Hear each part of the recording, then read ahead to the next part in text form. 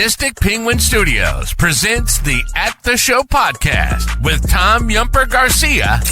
Okay, you people sit tight, hold the fort, and keep the home fires burning. And if we're not back by dawn, call the president. And Tony Chalsa Burt. I don't know this industry jargon, YP, MP, whatever, okay? All I know is that I cannot get a record contract. We cannot get a record contract unless I take these tapes. It's almost time, so grab a drink, get your popcorn ready, and join the film discussion with two guys from Chicago talking movies.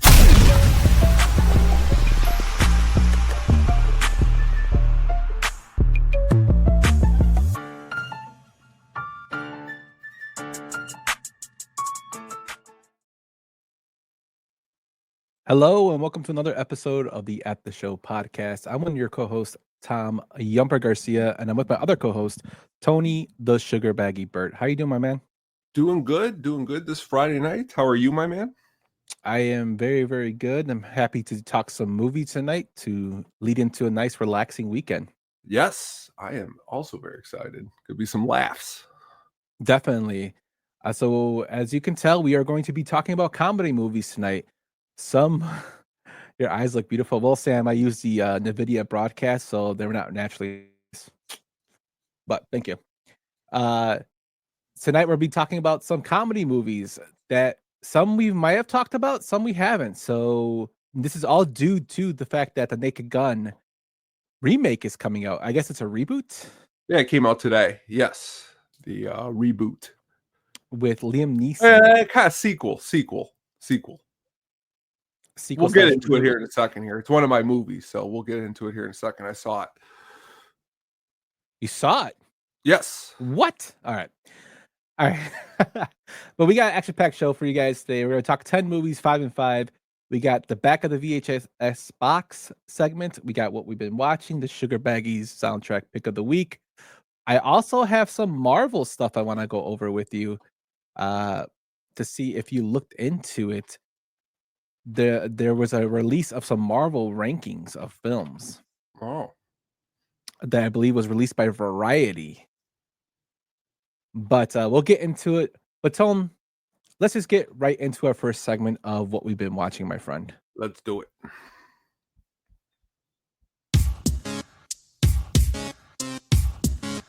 That's a me. And also, what were you just watching? So what were you watching this week, my man? All right. As I just stated a little while ago, I saw the new Naked Gun movie, which came out today. There were some previews yesterday. And that's one of the reasons came up with today's idea of the show was that they were releasing this movie today. So I said, well, I probably should go see it because we are doing a show somewhat like it. So I went and seen it and I had a blast. I'm really enjoying going to the movies. It's been fun. It's been an escape that I haven't had in a long time. Now I'm going a little bit more frequently. It's feeling pretty good. The movie was only about an hour and 25 minutes long. So a quick, which I watched part 2 last night with Leslie Nielsen, and that was about the same length. So they're all right around about that, which I think is a perfect length for these type of comedies. Liam Neeson. Yeah, you never really think about it, but Leslie Nielsen and Liam Neeson, their names are kind of similar. Liam Neeson does a great job in this, and so does Pamela Anderson. And there's some really great cameos in the movie too. Cody Rhodes does a really good job in it. Some other ones I don't want to spoil, but really classic, really funny. Fits in with just the rest of them. And why I said it's a sequel is because he plays Leslie Nielsen's son. So it would be like a sequel. He plays Frank Drebin Jr. And there's like some real nice honoring to Leslie Nielsen in the movie. So, I would call it more like a sequel extension from the original series. I think, just the whole entire thing of them bringing this back was a really good idea because, when you think about it, the spoof comedy has kind of come, it's kind of gone away when you really think about it.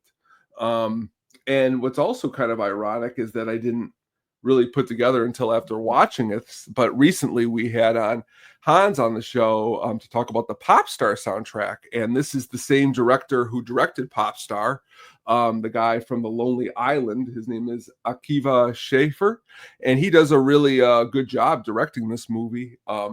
Honestly, the spoof, I think, could be making a return. Hopefully this movie does good at the box office. Well, they sure got your money, my man. So I'm happy you enjoyed it. I know you were looking forward to this one.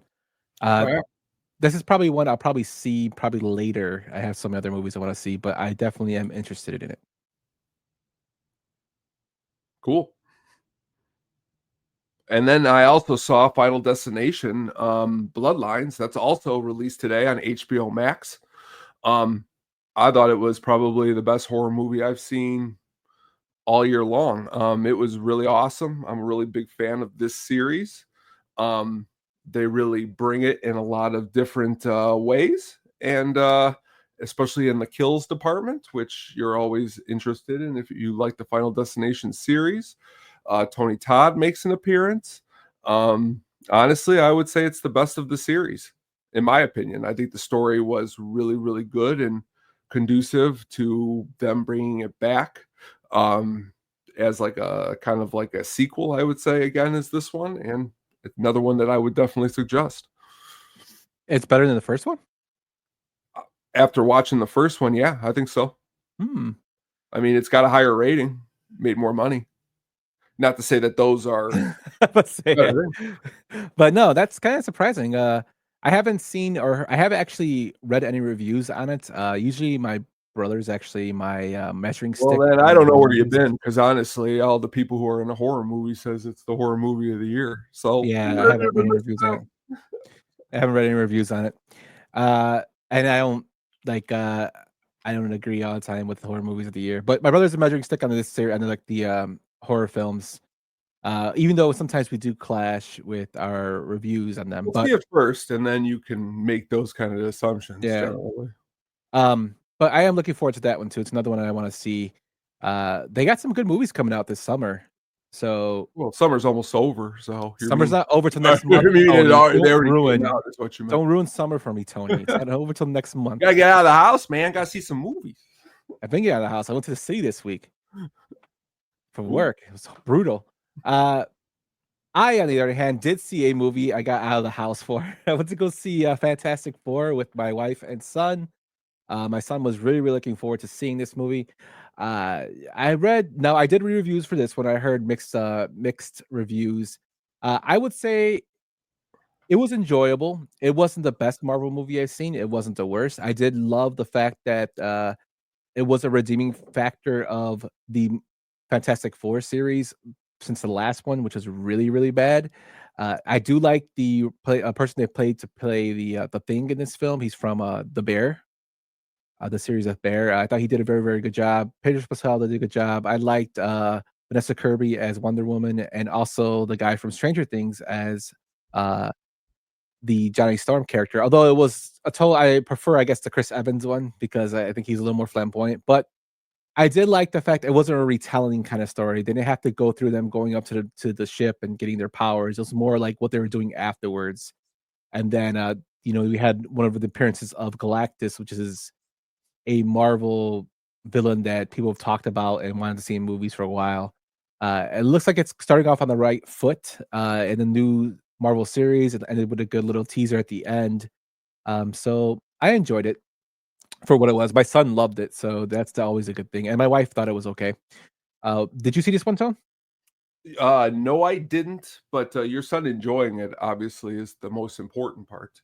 I did read an article though by Matt Bolton that came out this week that he watched Fantastic Four and Superman back to back, and he says he's more worried than ever that there's really no way back for Marvel.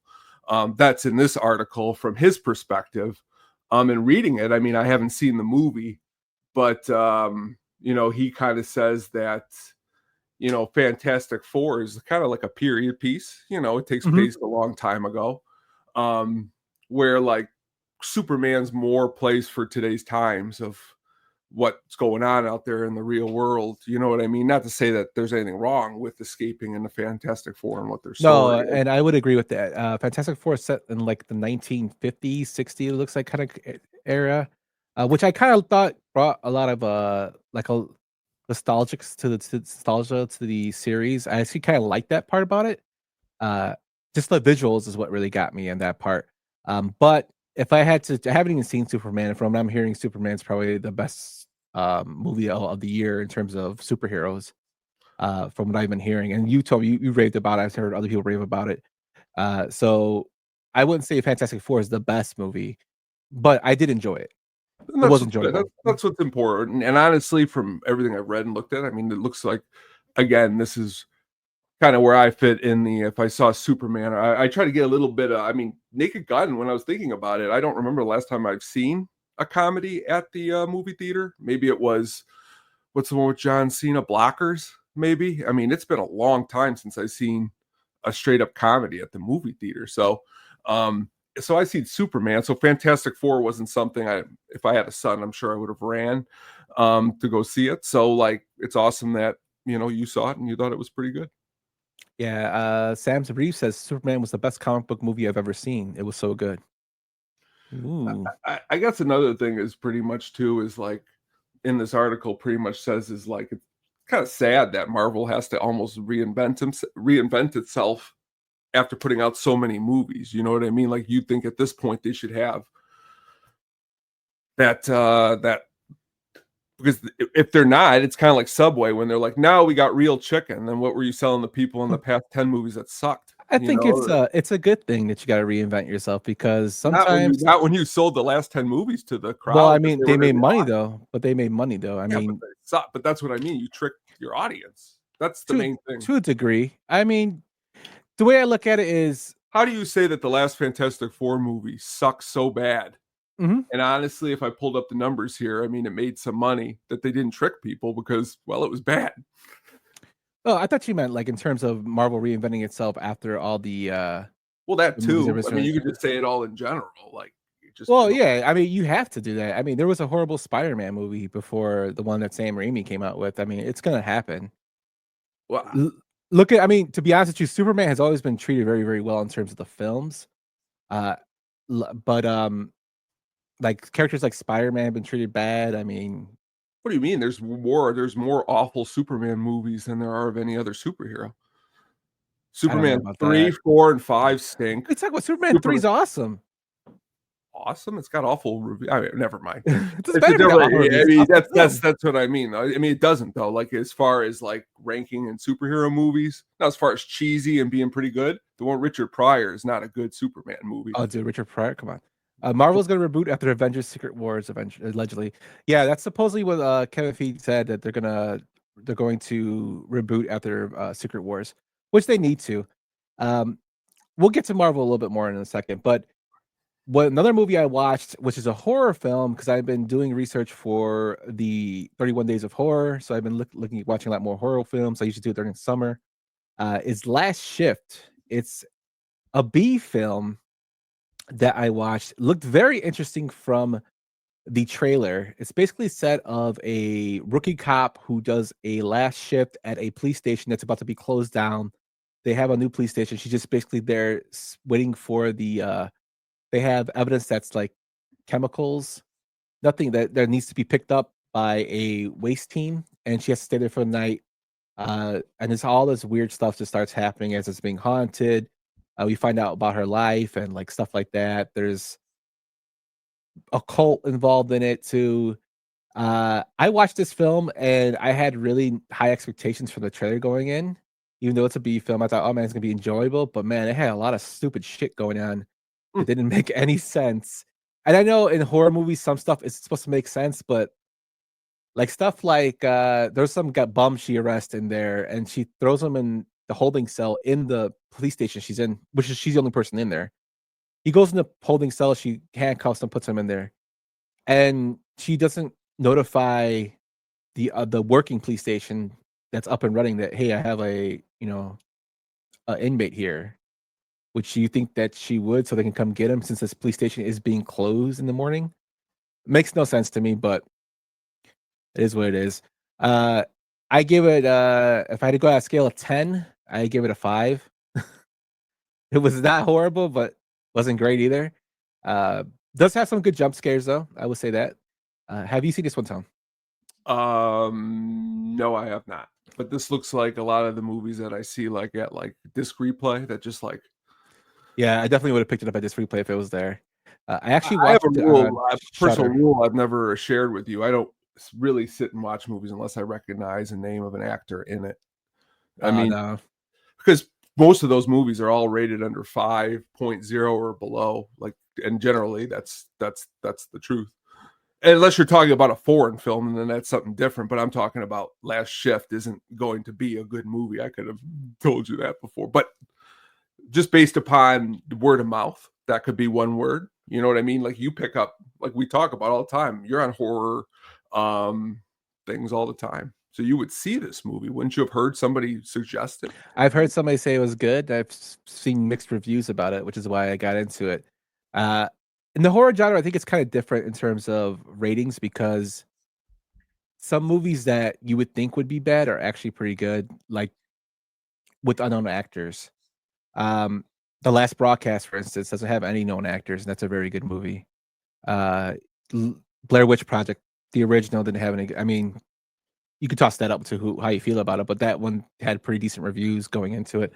So, I mean, it depends. It just depends. 4 movies here. I mean, you're gonna have to give me a lot more than that, but we'll do that off camera. What do you mean a lot more than that? I just gave you 2 movies off the top of my head. You just, that's what I mean though. But like that doesn't, I'm talking about, you go to disc replay. There's a wall of horror movies, my man. I'll pick up 20 of them and you never heard of them. And you know why you never heard of them? Because some guys who got about $500,000 decided to make the movie. And did you not watch Monster Vision on TNT with Joe Bob Briggs? Again, what are we watching the movies for different reasons? You know what I mean? Like these aren't like, you can't tell me Last Shift and Lost Boys are in the same horror. Like if you're playing you're comparing two, but you watch it for a love of horror. Well, I like good horror. Like I don't like watch horror for horror. How do you know what's good if you don't deep into? It's like what? Know. I don't want to say this. You know, and I got a good joke. I'll tell you later, but I don't want to say it online because I don't want people to think I'm dirty. But again, it's that you could talk about other films, dirty movies. Okay, let's go there. That's where I wanted to go. You watch them just to watch them, or do you watch them because you have a certain preference? Yeah, there you go. It's the same thing with horror movies. Like if you want a good horror movie, you're watching a good horror movie. Doesn't make any damn sense. I'm not going to get off to a damn horror movie. But you're not going to get off to, animals and women either. Maybe you will. I don't know. But that's no, I'm not. But that's what my point is. Totally, the argument you're making makes no sense. Here we go again. Horror movies. You're saying if it's a horror movie, you're going to watch it no matter what. See, I'm saying by that same logic, if it's a porno, you'll watch it no matter what. You're not. No, you did not listen to what I said.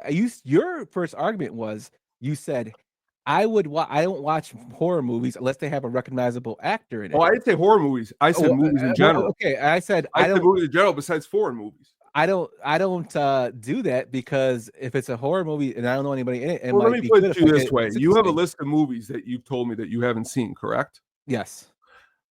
Okay, I have a list. So my list would definitely, I would make sure I'd seen all the movies of like that people, if we talked about them on the show, would know. Okay.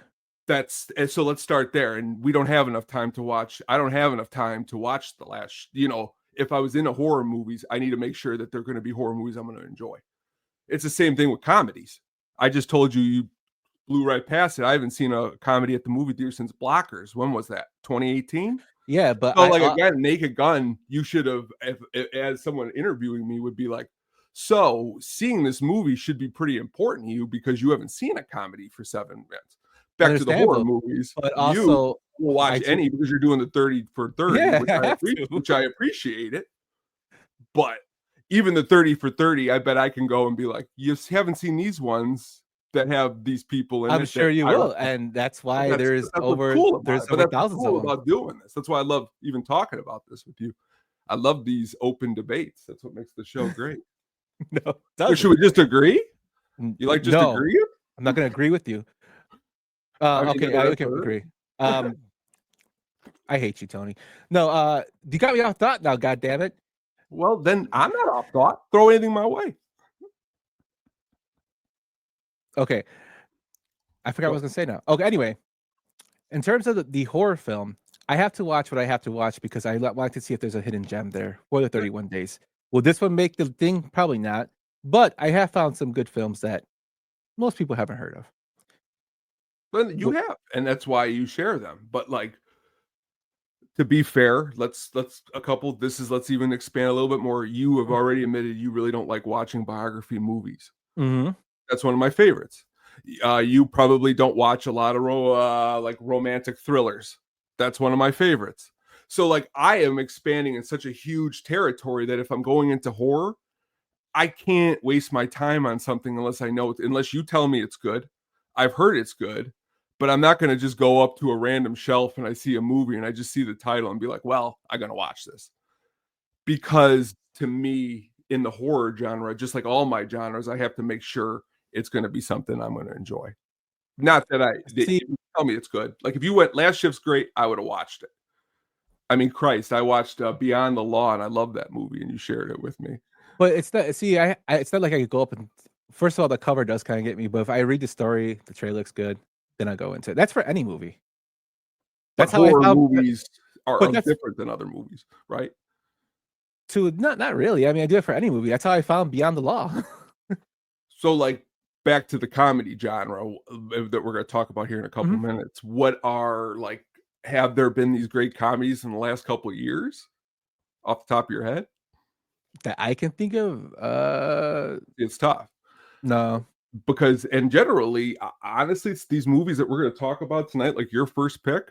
And these are great movies. You know what I mean? These are great comedies at the movie theater. I just guess comedies and horror for me are like that, where like I got to hear that they're good. So when you share good movies, which all of your 30 for 30, everyone I haven't seen that I watched, like I was so scared to watch the Exorcist 3 until I watched your video.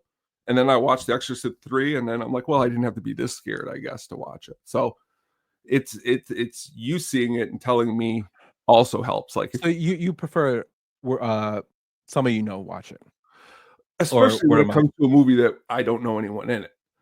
Like if like Thanksgiving came out, I wanted to see that movie because I love that genre. You know, 28, the movie that just came out 28 years later, I wanted to see it because Danny Boyle and that. You know what I mean? The movie next week, the movie of my year is coming out next weekend, Weapons. You know, I love Barbarian. I love the way it looks. Like these are Final Destination, one of my favorite series. That's kind of how I am with horror movies. Last Shift, when you sent it to me, I looked up the picture. I was like, I hope if it's awesome, I'll watch it. But it also looks to me like it's either going to be really good or really not good. So it was sometimes for me. And sometimes it could be in the middle too. And if it's in the middle, I like just really good horror movies, I guess. With horror and comedy, they gotta be echelon for me, but spoiled that way. You could say that. There you go. Definitely spoiled. Definitely. Okay, we got somewhere with that. There we go. But that's what we've been watching this week. Let's know what you've been watching over at the Other Show Pod on Twitters or in the YouTube comments. Sam says he only watches movies if he's heard of the Sound Engineer. It's a good thing to do, Tam. Speaking of movies, Tone, I don't know if you've seen this, but Variety has released a ranking of every Marvel Cinematic Universe movie from worst to best. Can you guess what is number one?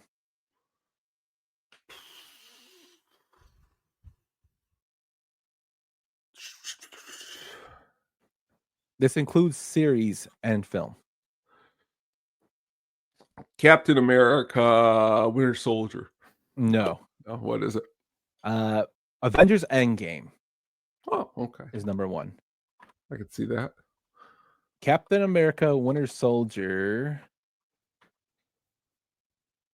Number 44 was Falcon and Winter Soldier, which was the series. Captain America Civil War was 13. Winter Soldier was number 5. The worst film, according to this, is Secret Invasion. Or worst thing is Secret Invasion. I looked at this ranking and like I disagree with some of this stuff. Like they have Iron Man 2 at number 48, Should be higher. and they have What If at 43, which I actually enjoyed those. Those are actually decent showing of films. They have Fantastic Four comes in at 37. Right above it is Black Widow and Iron Man 3.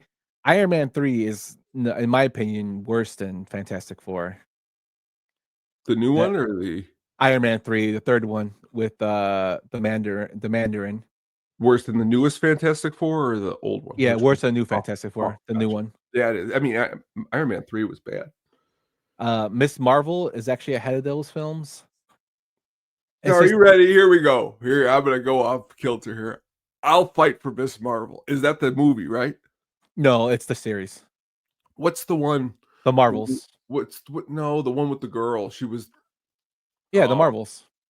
That wasn't the Marvels. That wasn't the one. It was the Marvels. It was with all three girls. No, it was just the one with the one girl. What was that movie called? Oh, Captain Marvel? Yeah, Captain Marvel. Actually, Captain Marvel's I actually like that movie because of the pretty good movie. Because of the music, and it was awesome as well. Yeah, the movie was not bad. Not a bad movie. But they that's where they kind of said the series started to go down. And I was like, actually, I enjoyed that one. Captain Marvel was number 34.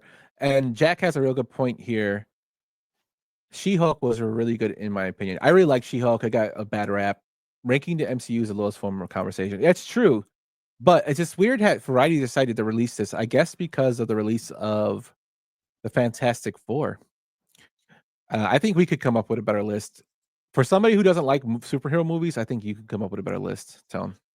It's more of like, I guess I could agree with Sam in this regard, is that like, this isn't more, I much rather, go back to the debate about the horror movies on the shelf than Marvel movies are just like, some of them are really good. But like Jack, like I said, saying She-Hulk was a good show. That's only one of the shows I haven't tuned into, not because anyone said it was bad. I just haven't gotten time, but because he said it's pretty good. I'll tune into that one. Have you watched WandaVision? I liked WandaVision. Was good. WandaVision was good. I liked even the Falcon and the yeah, that one's ranked really low. And actually, that one actually wasn't that bad. Yeah, they knocked that one. But it's, again, if you're just looking for some escape, which I'm sure, like, honestly, I'm sure the Fantastic Four and Superman, these superhero movies, that's what you look for, a good escape. Sometimes I think people take it a little too seriously. Hence the She-Hulk hate. Well, the hate of anything, where even as you could see the hate of anything, even if you could burst a bubble in this Marvel universe, because everyone's got so many different opinions. I mean, watching online and just seeing the people knock either the Fantastic Four or Superman for their own mental gain is kind of silly, when there's some positive stuff in all of this. But again, to somebody like me who isn't a huge comic book fan, it also could be redundant. So you're looking for something a little bit new, and that's what WandaVision brought pretty good, I thought. Yeah, it was something different in WandaVision. Agent Carter, I do not know, Jack. No, it's not on the list, Jack. It's not on the list. It didn't even make the list. Is this like all like, is the Tobey Maguire Spider-Man's on here? No, I think it's just from like Iron Man on Marvel Studios. It says, yeah, it doesn't really say. It doesn't have like this Tobey Maguire one, or it doesn't even have the other Fantastic Fours on there. I'm guessing it's just straight from Marvel Studios. Now, have you watched the newest Captain America movie? No, I have not. I heard mixed things about it. Like, see, like, again, like being a guy who isn't into the comic books, but I was excited to see the Red Hulk. Like, I just want to see this person, this on the screen, and there wasn't enough of him. The movie was fine though. I mean, these movies all play like, it's arguing over, I think, semantics sometimes with these superhero movies, because why do you go to the movies in general? You know what I mean? Like, to be fair, I could say some negative things about the new Naked Gun movie. But as I think about it, you know, I don't want to be that anymore when I go to the movie theater. You go to escape, you go to have some fun, you go not to find all the negatives, you go to find the positives. So if you're going to the Marvel movies and you're trying to like pick out what's really bad, when these movies I think are meant to be exciting. But again, you have to rank things that you have this many of them. So I just don't like any ranking. Like Rolling Stone does rankings of guitar players, and you can get arguments over that. Rankings over Marvel movies will be even more because what is the top 5? Did you say the top 5? Did I miss that? All right. The top 5 are, number 1 is Avengers Endgame. Number 2 is Black Panther, the original Black Panther. Okay. Number 3 is Guardians of the Galaxy. Number 4 is WandaVision, and number 5 is The Winter Soldier. And That's number pretty 6 cool. is X-Men 97. That's pretty cool that what do you call that? That they put WandaVision that high. That's a pretty original plot. Yes, that's why I like think I enjoyed it a I lot. like- And it I was like something different. Mm-hmm. That's why I enjoyed it so much. Which I kind of think like Fantastic Four is something different. Just for the scenery alone, I liked it a lot. You know what? It reminds me. I don't know if you ever played what do you call Fallout or BioShock. Have you ever played those games? I haven't, but I know the box. I know the gameplay. So Yeah, I so know it's it. kind of set in kind of like that 40s, 50s kind of era, kind of like with the commercials and whatnot. That's what it kind of reminds me of. And that's why I think I liked it. Why I liked enjoyed it. But that's our Marvel talk. There's nothing unless you have any other rumors or news you want to talk about. Again, just to keep it, since we're talking Marvel real quick, they did announce today in the new Spider-Man movie coming out that Mark Ruffalo will be back as the Hulk in the movie, which is pretty cool because, like I said, I'm a big Hulk fan. Besides maybe, I don't know, you know, they say to go back and watch the Ang Lee one again. You know, I remember being at the movie theater and seeing it and, you know, being a little disappointed compared to Spider-Man. But U of I grad. But when you watch it though, again, and you watch it for those reasons, like we watched Spider-Man 3 for the amazing cheesiness of Richard Pryor. It's not bad. When Superman 3? Yeah, when you look under the microscope of having a good time at the movie theater. So, and honestly, Nick Nolte, I mean, that's great. I mean, I'm a big Eric Bana fan, you know. I thought when I went to go see that film in theaters, I remember it was getting I was really, really excited. The Hulk was my brother's favorite. It's still my brother's favorite Marvel character. We went to go see it, and I thought it was just really, really long. It was long. It kind of dragged a little bit. Was it bad? No, but it was just kind of dragged a little bit more to my liking. But it was like one of the first like big Marvel films in my lifetime that came out. You know, besides the Spider-Man series. But it was like when the Hulk came out, you're like, oh shit, the Hulk's out. I actually enjoyed the Edward Norton one. Yeah. And to the horrible thing is that, you know, Marvel doesn't own the rights to the Hulk, so they can't do a standalone movie with Mark Ruffalo. Oh, is that why they can't? Yeah, that's why they're doing like he's always as a side character. Gotcha. So I don't know if ever doesn't he show up like in the first episode or something? He's in it. He's actually in a lot of She-Hulk. Okay. Because She-Hulk's the cousin of Bruce Banner. Gotcha. Okay. Yeah. But yeah, check it out. So that's our Marvel talk. You heard us argue about horror films. You want to do some back of the VHS box? Let's do it. All right, let's do some back of the VHS box here. The back of the VHS box. The back of the VHS box. The back of the VHS box. All right, my friend. Here we go. This is a film from the 2000s. An unplanned pregnancy leads a slacker and an indie music loving teen into awkward dinner conversations, orange Tic Tacs, and the most endearing depiction of teenage maturity in recent film history. Juno? Yep, that was a quick one. Quick guess. I needed it, man. You gave it to me last week. I was thinking about today. I go, if I go down today, man, this is gonna be embarrassing. Nice. That was a quick. And honestly, if you just to let you know, if you're picking in the 2000s, it's a better chance to get me. Oh, no, I just fall over. But I went with comedy. because it's a comedy film, and Yeah, that that was was good. Juno. And honestly, I've only seen that movie once or twice, but when I Bleeper. know the movie's huge on music and it's you know, It's got Scott Pilgrim in it. sure does. He does a good job in it too. Yeah, Michael Cera. Wow, that was a quick back of the VHS box. But I guess we can start going into oh, you know what? Before we go into the films, just a heads up, if you guys are listening or watching, we would really appreciate it if you gave us a review over at your podcast, wherever you get your podcasts. I don't know, there's what, Spotify, Apple Podcasts. If you just gave us a review, we're not going to e-beg for 5-star reviews, but just give us a review just to get in the algorithm. The more reviews we get, the more our podcast can get listened to or shared, and we greatly appreciate that.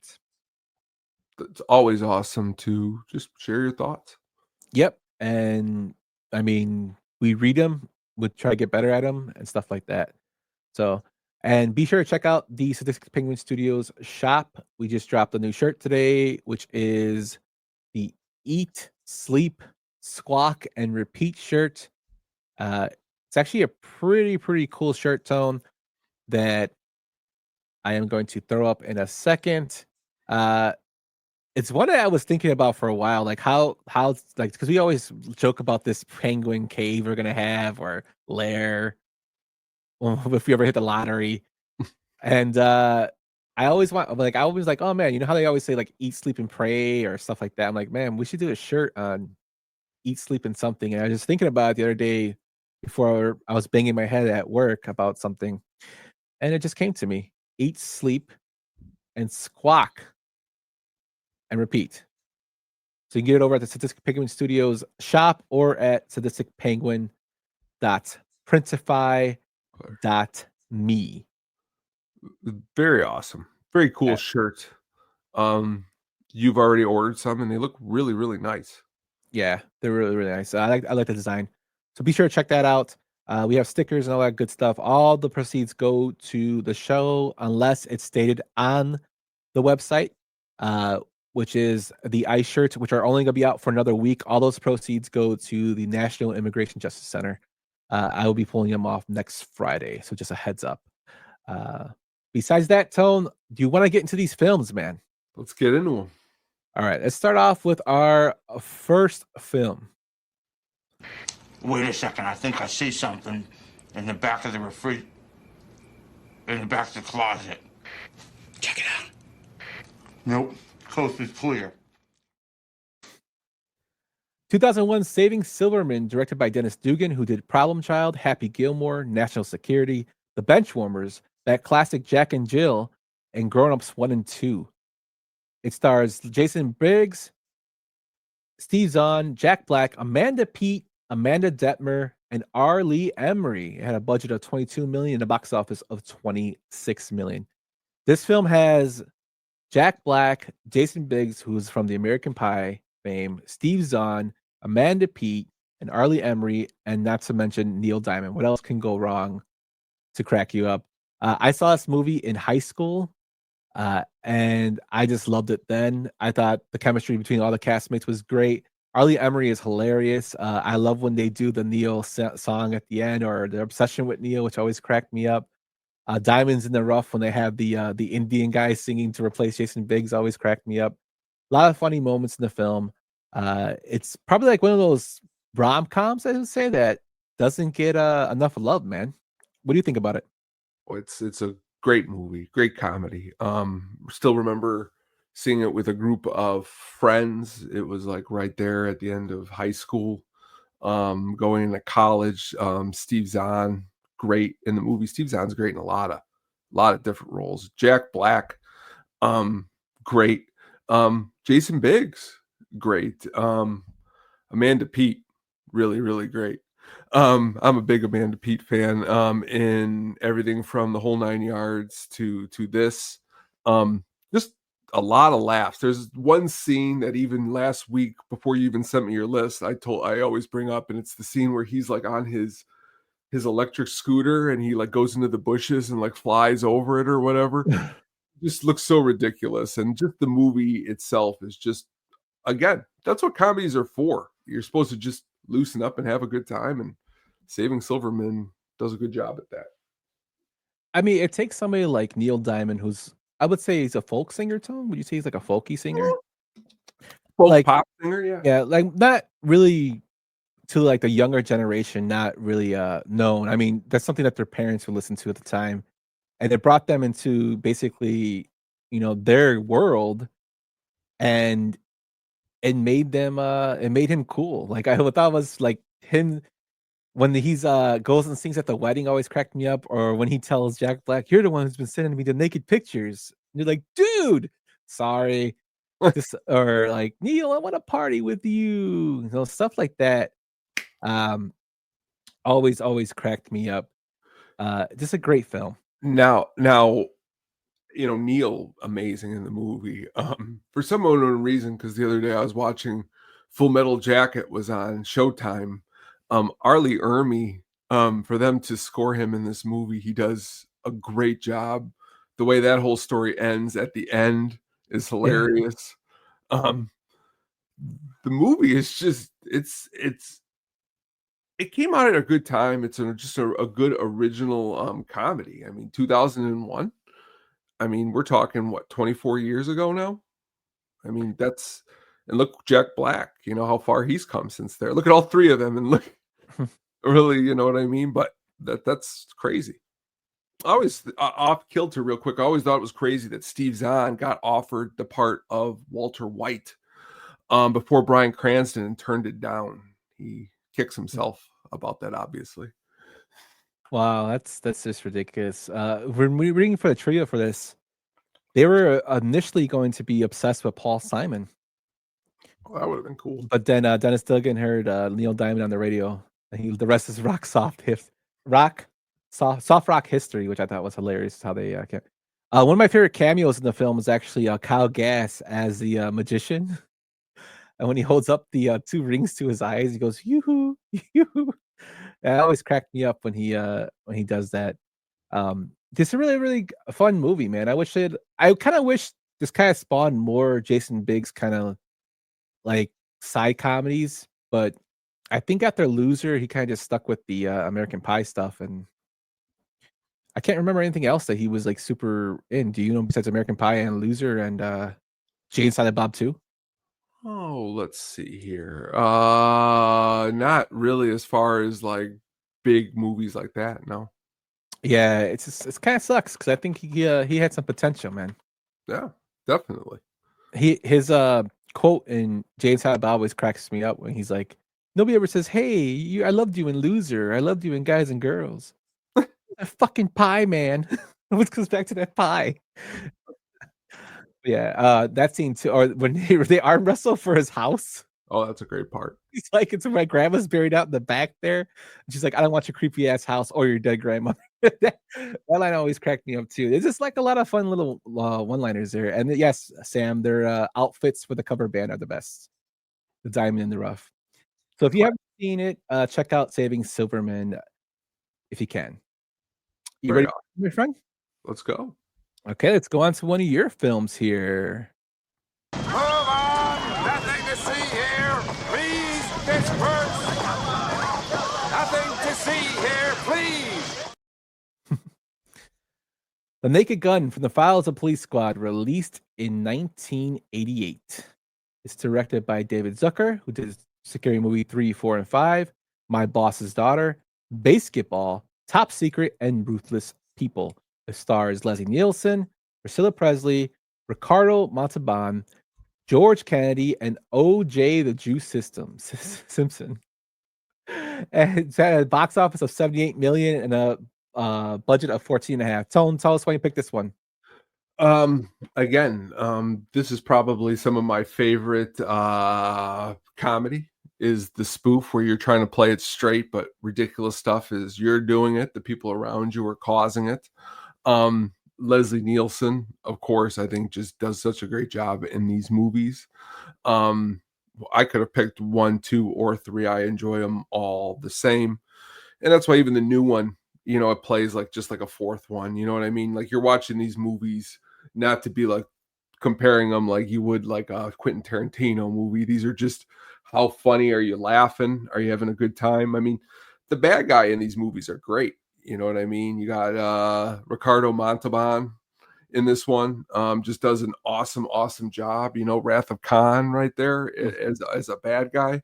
The jokes though, and that's what's funny is before Airplane, Leslie Nielsen was a straight drama type actor. So to see him be able to branch out and do this, and honestly, I don't know if you've ever had an opportunity to watch the TV show, The Police Squad, which this is all based off of, which, it's like this. It's not quite as spoofish, but there is comedy to it. There's just a lot of good sight gags in this movie. Like you see on the screen when he puts his hand in the tank and this crazy looking fish, grabs on. Just thought it was really cool. George Kennedy also does a great job as Leslie's partner. Just crazy to think about these movies and think about O.J. Simpson too, because like I had went to the movie theaters and saw 33rd and the third one, and then it was like a year later all that stuff went down. So he was definitely fresh in my mind, and they paid a ridiculous non-tribute to him in this new movie, which I thought was kind of funny because they could have just kind of like ignored it. But again, just a lot of jokes. Everyone is familiar with the baseball scene at the end. It is probably one of the most hilarious baseball scenes in movie history. Yeah, with Reggie Jackson trying to kill the Queen. I'll kill the Queen. Yeah, the Queen, man, trying to kill the Queen. Leslie Nielsen is somebody that when we talk comedy, he had a pretty big impact on it. You see, again with the spoof, but he was a classically trained actor, which he's mostly known for his comedy than he is his classically trained films, which is just to show his talent. One of my favorite films from him is actually Dracula Dead and Loving It, that he did later on. But Naked Gun, I mean, it's a classic, which made me kind of worried about when they came out with the new one. But after I saw the trailer, I figured it was going to be fine because of Liam Neeson and his dry sense of humor. But yeah.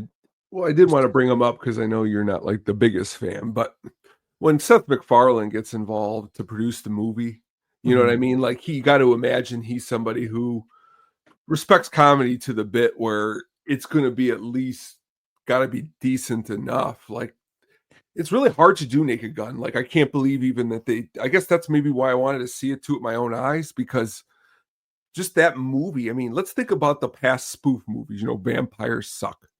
I mean, that's a really, there's laughs in there, but that's a real mindless spoof type movie compared to like the Naked Gun. I mean, even in the new one, Danny Houston plays the bad guy and there's a murder plot. And in this movie, there's plot, you know what I mean? In some of the newer spoof movies, like the newer scary movies, it was like they're just standing in a room and stupid stuff's happening to them. But you know what? I don't hate Seth MacFarlane. I just think I kind of got what people think about The Simpsons in terms of how like it kind of got worse as it went on. It's kind of like Family Guy. I think Family Guy kind of and The Simpsons is kind of getting like that point has been like at this point now. I think it's they kind of just ran their course. I feel like and not this isn't. I'm just going to make a quick little statement, not a debate. I've watched like the last season of both of those shows and I laughed because it's back to the Marvel thing again. What are you doing, man? What are you doing comparing comedy? You're not supposed to be like comparing. I'm not comparing it though. I'm just saying that well, you're obviously not watching the new episodes either to the point where you are like in tune enough where is it bad or good? I'm not saying you are. I'm just saying there's good stuff there. It's like Metallica or the Chili. It's like any of your favorite artists. You're going to find the good stuff there. Is it as quality? Probably not. No. Just like the new Naked Gun, I wanted it to be just as good as the original. And you just can't. It's not that. It's saying that I was turned off as when I went to I just didn't find it enjoyable anymore. I mean, for instance, I love Aqua Teen Hunger Force. See, that's weird to me. That's like saying I don't find Big Trouble in Little China enjoyable anymore. But Big Trouble in Little China doesn't change. Well, neither does Family Guy. I mean, and I'm talking since I will never forget and being in junior year and looking at the kid next to me and saying, "You see that new comedy show with the talking baby, British baby?" I mean, and to the point where like Katie doesn't even like this stuff, but there are some gags in there that are like witty, just like Simpsons too. But again, when these shows get old, it's like Grey's Anatomy, but people are still tuning in. Grey's I'm Anatomy sure they are. is a top show, I just tuned out. but that's what I mean. Yeah, It's like a band. Some people tune out a band. Some people follow them forever. Yeah, that's just me. But none of my hates for Seth MacFarlane. That's just the way I kind of got tired of Family Guy. I love Ted, and I actually was interested in watching the Ted series. I don't know if that's any good. Did you ever see the West movie he did? Yeah, A Million Ways to Die in the West. Yeah, I like that. I like his Sting of Futurama. I liked he did Logan Lucky. That was okay. He also did the Tooth Fairy, which I don't think was a great movie. Okay. Now we're making some good points tonight. But yeah, it's nothing against him. But I mean, if you have a respect for the art, like this film or a genre, like he seems to have, it doesn't surprise me that he would hold it as close as he can to the the way the film was or the flair of the film. Well, I mean, it's always going to be hard to get better than that original. You know what I mean? It's Leslie Nielsen is so great. You know what I mean? And I guess that's why Liam Neeson. I mean, did you happen to see the first Taken or any of the Takens at the theater or any of those? Yeah, I saw the first two. You just wouldn't have thought that he'd be this guy. But that's what's funny about it. And that's why I think it's witty. And I think that's what made Leslie Nielsen great, is because it wasn't like he was a man, in comedy. And that's why I think if, like, let's say me and you were to write a comedy movie, it's more funnier to imagine somebody who's not in comedy doing something funny and people will laugh than your same old Will Ferrell show. Yeah, and I think he kind of displayed that a little bit in Ted 2. He does the little cameo where he goes and picks up the cereal. And that's another effect Seth MacFarlane's vehicle, so I'm pretty sure he guided him to recommending him to do this one, the new one. But yeah, back to the original, total classic. Like Jack says, so many one-liners. Leslie Nielsen, this is one of the first things besides Creepshow I saw him in. I saw him in Creepshow, and then I saw him in this, and I was like, what the hell is the same person? Because in Creepshow, he's like a psychopath killer. He's a mad dog killer. Harry, hold your breath. Yeah. And in this film, he's just wacky. But yeah, Little Johnny is his name, the guy he gets information from. In the Police Squad series, I remember that they would give him $20, and everybody would get information from him. He knew every damn thing. But it's awesome that spawned this film, and this film spawned all the Naked Gun films. Cool. But let's move on, my friend, to our next film, which is. Get it, man. What's going on? Would you like me to fucking bend over for you right now? No, man. This is why I don't go out of the house. I thought everybody loved you. 2009's Funny People, directed by Judd Apatow, who did Trainwreck, Knocked Up, This Is 40, and The 40-Year-Old Virgin. It stars Adam Sandler, Seth Rogen, Leslie Mann, Eric Bana, Jonah Hill, Jason Schwartzman, and Aubrey Plaza. At a budget of $75 million and a box office of $71 million. This is one of my picks.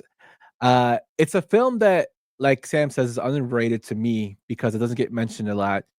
It's kind of plays that it's kind of like a comedy drama, which I think it is a comedy drama. It has a serious backstory, but it's based around comedians. Probably one of my favorite openings of any film is the opening of this film, where it shows Judd Apatow and Adam Sandler just making prank phone calls when they did in college. When he calls the people about the meatloaf, but the first thing he says is, "Hello, can I please speak to the manager? I have no legs." Like just that line makes no sense, but it just cracks me up. Like why? Because it's vintage Sandler, and this film has a bunch of like one-liners. It has a great cast. Baba Booyah you know, when they with the Chinese, when he's teaching the kids Chinese. Aubrey Plaza's awesome in it. Jason Schwartzman with his horrible Yo Coach show, and Seth Rogen working at like the deli in the supermarket. You know, just great stuff. And then you got Randy with Aziz. He has Randy. It's just like a lot of good comedy stuff in here. It's loosely based on The Great Gatsby, from what I heard, but I don't know how loose that is. But I really, really enjoyed it a lot. What do you think about this film, Tom? Very good movie. As you stated, I like so many movies. I like different styles of movies. I like the movies where they're playing with your tears and they're playing with your comedy. Like, you know, you get everything of it. But that's definitely very cool. But yeah. This film that does play with your tears. I love the character of Merman that he plays, which is a total ripoff of every other movie he's ever done as Sandler. I like when Sandler can pull at your heartstrings and make you laugh, and he does a great job in this film. Real great job in this film. Jonah Hill is a complete jagoff in this film, but I do like the fact he does that video with the cats. That always cracked me up. But yeah, just a great film that doesn't get talked about enough. A lot of cameos in it. A lot of cameos. I mean, Sandler's great. Like I said last week, I watched Happy Gilmore 2, and honestly, in my review, because I watched it again with Katie, I was a little harsh because, again, it's like I said with comedy, you know, like just seeing Eminem in that part. You know, Eminem's great in the new Happy Gilmore. He's hilarious. You know what I mean? Like, that's what's good with Sandler. You know, if you've seen, you know, Punch Drunk Love, you know, this movie, I really enjoyed Spanglish. These are really, really great, you know, examples. Mm-hmm. Yeah. It's a great film. If you haven't seen it, check it out. It's got some serious stuff in it and a lot of comedy to go along with it, my man. Very, very interesting. Yeah, I'm sorry. That comment just threw me off. I don't know. I don't know who the fuck that. Yeah, never heard of this person in my life. Apparently he knows you. But let's move on to our next film, my friend. I think you're all fucked in the head. We're 10 hours from the fucking fun park and you want to bail out. Well, I'll tell you something. This is no longer a vacation. It's a quest. 1983's National Lampoon's Vacation. Directed by Harold Ramis, who did Groundhog Day, Bedazzled, Analyze This, and Caddyshack. It stars Chevy Chase, Beverly D'Angelo, Imogen Coca, Anthony Michael Hall, Randy Quaid, and Dana Barron. It had a budget of $15 million and a box office of $61 million. Tone, tell us why you picked this one. Before I continue, you ever do stand-up comedy before, or stand on a stage in front of people? I stood on stage in front of people, not for comedy, though. Like heckling or anything like that. I mean, what are you going to do? Stop everything that you do and make address the people who say the things, and even if you don't even know who they are, you know what I mean? No, I thought that was your friend. I don't know who that is. They just banned him. I was just got banned. Honestly, you're treating it as a joke. I'm treating it as though who's this weirdo in our comments making this thing. I mean, if he was my friend, because he's not there anymore, he's banned. And he called me Mr. Burt.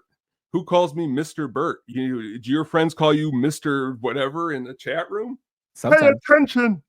Sometimes. Okay, back to National Lampoon's Vacation. Again, the same reason why I enjoy the Naked Gun movies. I love this type of comedy. This is like, I remember the first time I saw this movie. It's hilarious.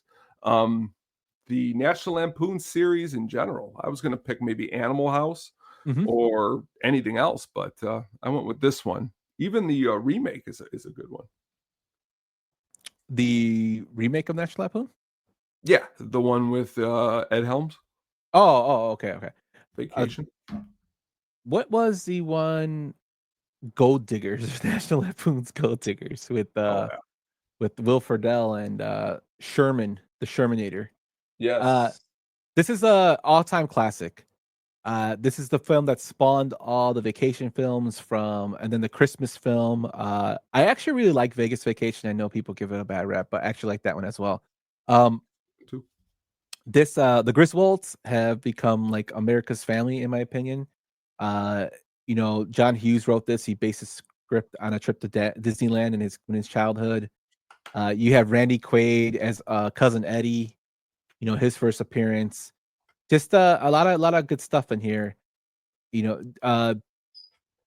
I loved Chevy Chase until I found out how big of an a-hole he was. Yeah, he's a big a-hole in real life. Yeah, Funny in this though, ridiculous in this, but still a big a-hole in real life.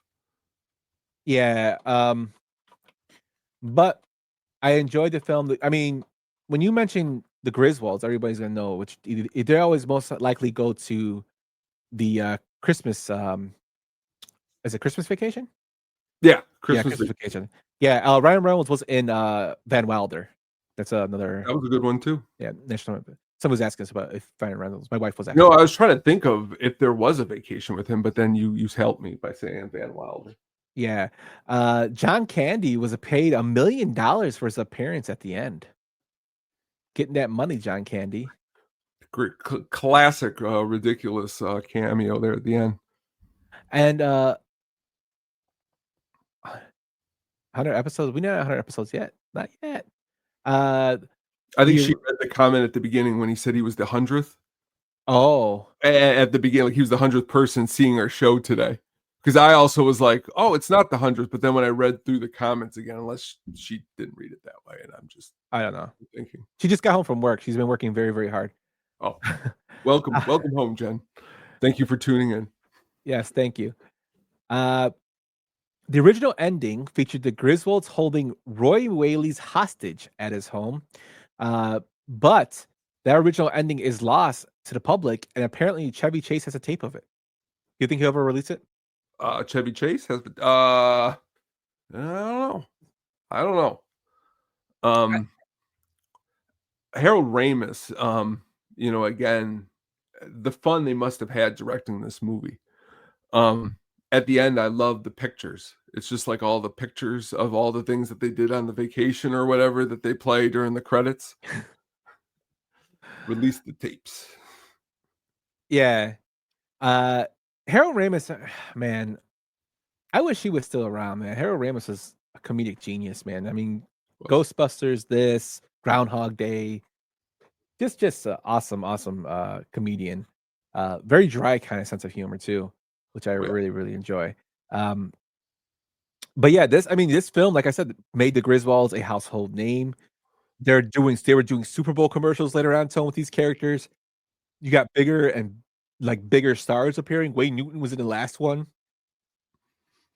I mean, it's like, even though the kids got changed all the time, I think the next one had Johnny Galecki and what's her name, Juliette Lewis, right? When next to the third one did the Christmas Vacation. Yes. Yeah.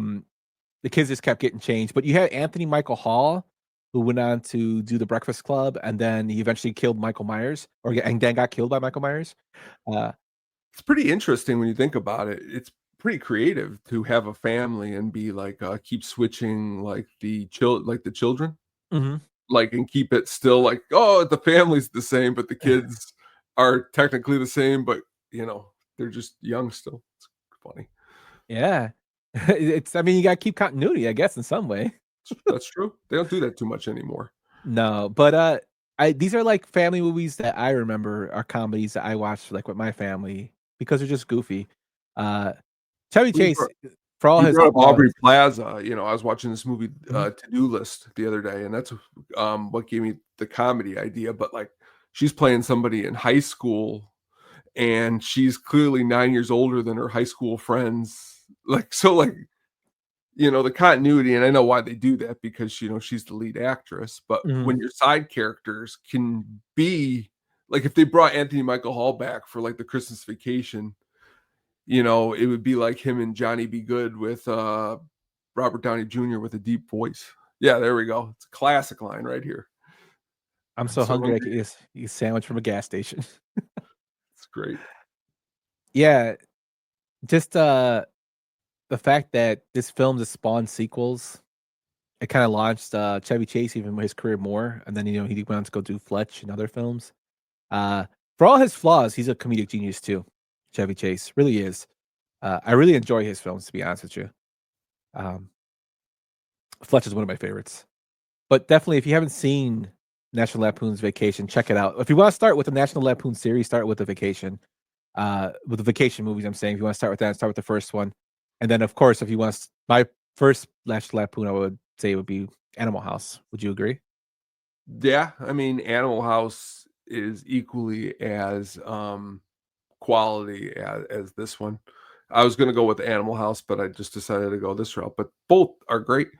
A lot of people, though, when Van Wilder came out, that was, I remember in college, that was a big college DVD. Like you went into everybody's dorm rooms and everybody had a copy of Van Wilder. It's based off Burt Kreischer, isn't it? Is it?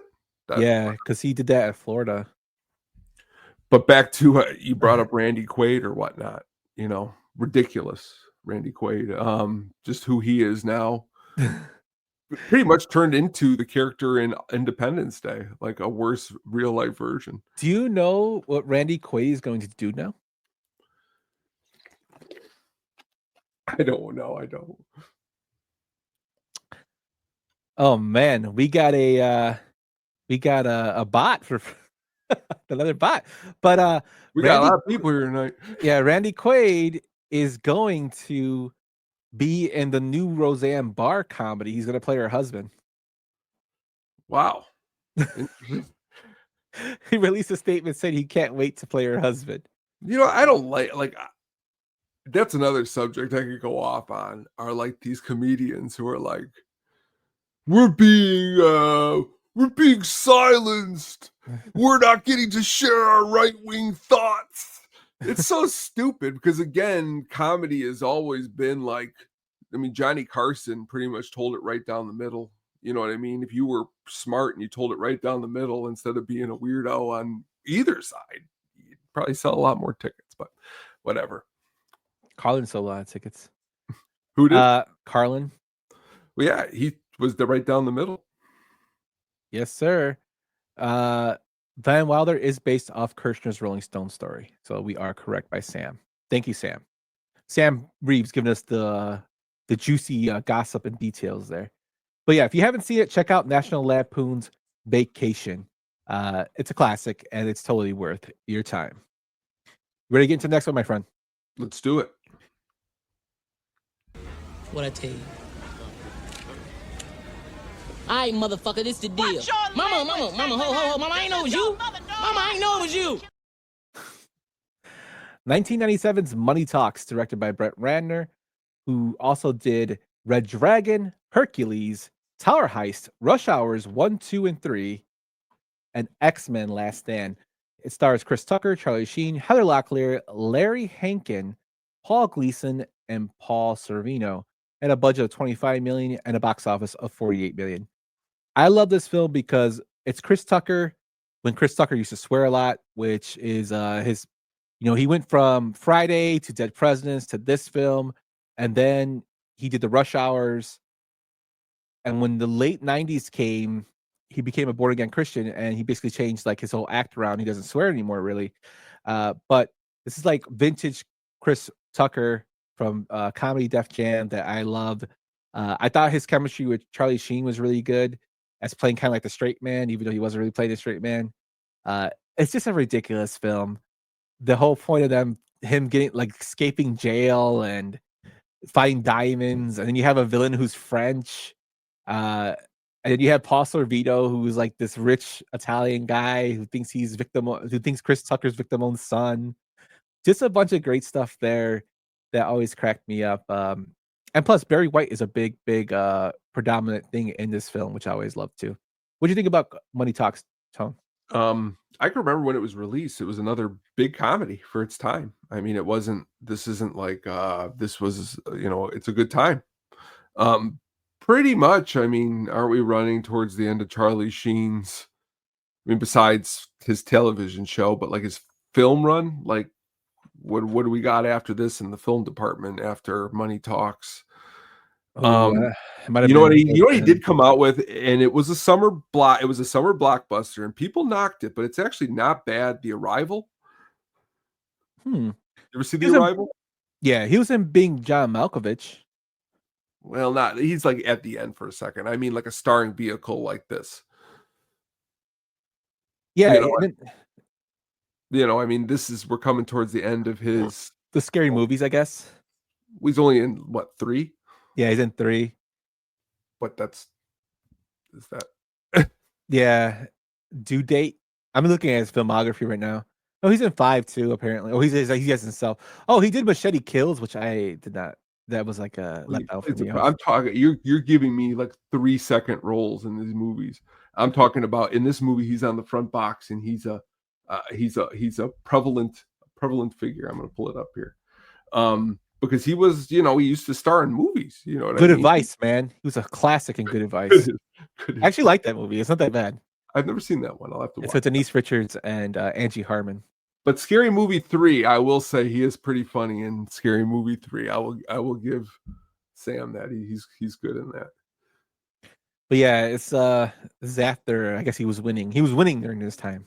He was winning. But Paul Sorvino, I always love Paul Sorvino. The victimone always cracks me up because he's like, "What the hell is a victimone?" And that I never heard of victimone until this film. So you have to look up Carlos Estevez to find his catalog. Maybe that's why I'm not finding it. There we go. One of my favorite scenes in the film that I found out was improvised is the Faison Love, Chris Tucker scene when he's in jail telling his story about how he got arrested, and Faison Love's coming on to him. Apparently, like Faison Love was visiting the set that day, so they decided to use him in a scene. It took 70 takes for him to do that because they couldn't stop laughing. It was all improvised too, which I thought was pretty hilarious. But I just like another movie that doesn't mention a lot when you talk about comedy. No, it doesn't. And honestly, when trying to find it too, to even rewatch it, I had to rent it on Prime. It wasn't streaming anywhere. It wasn't at anywhere. So put it out. Let these people see it. Yes, check out Money Talks, yo. It's on Prime for, was it $3.99, Tone? Yeah. $3.99. Worth it. That's it's not even a beer at the park. That's the way I look at things too. It's like if we were out at a bar, I'd be like, I got you. I buy you a couple beers. You go out, rent this movie, man. It's the same thing. Definitely rent this film. But let's move on to your next film there, Tone. Apes don't read philosophy. Yes, they do, Otto. They just don't understand it. 1988's A Fish Called Wanda, directed by Charlie Crichton and John Cleese. Starring Kevin Kline, who won Best Supporting Actor for this role.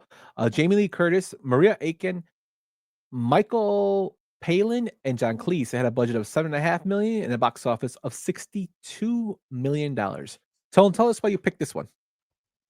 This was a movie that for a long time I kind of didn't watch because I thought it was like, what is it? Like just the name. I was like, "What? This isn't my comedy." I think I told myself this isn't my comedy, and it would be on TV. I just never watched it, and then it was like 10 years ago. Me and Katie watched it, and boy, did I laugh super hard! And I was really, really, really, really pissed off because this is actually just as much my type of comedy as the other movies I mentioned.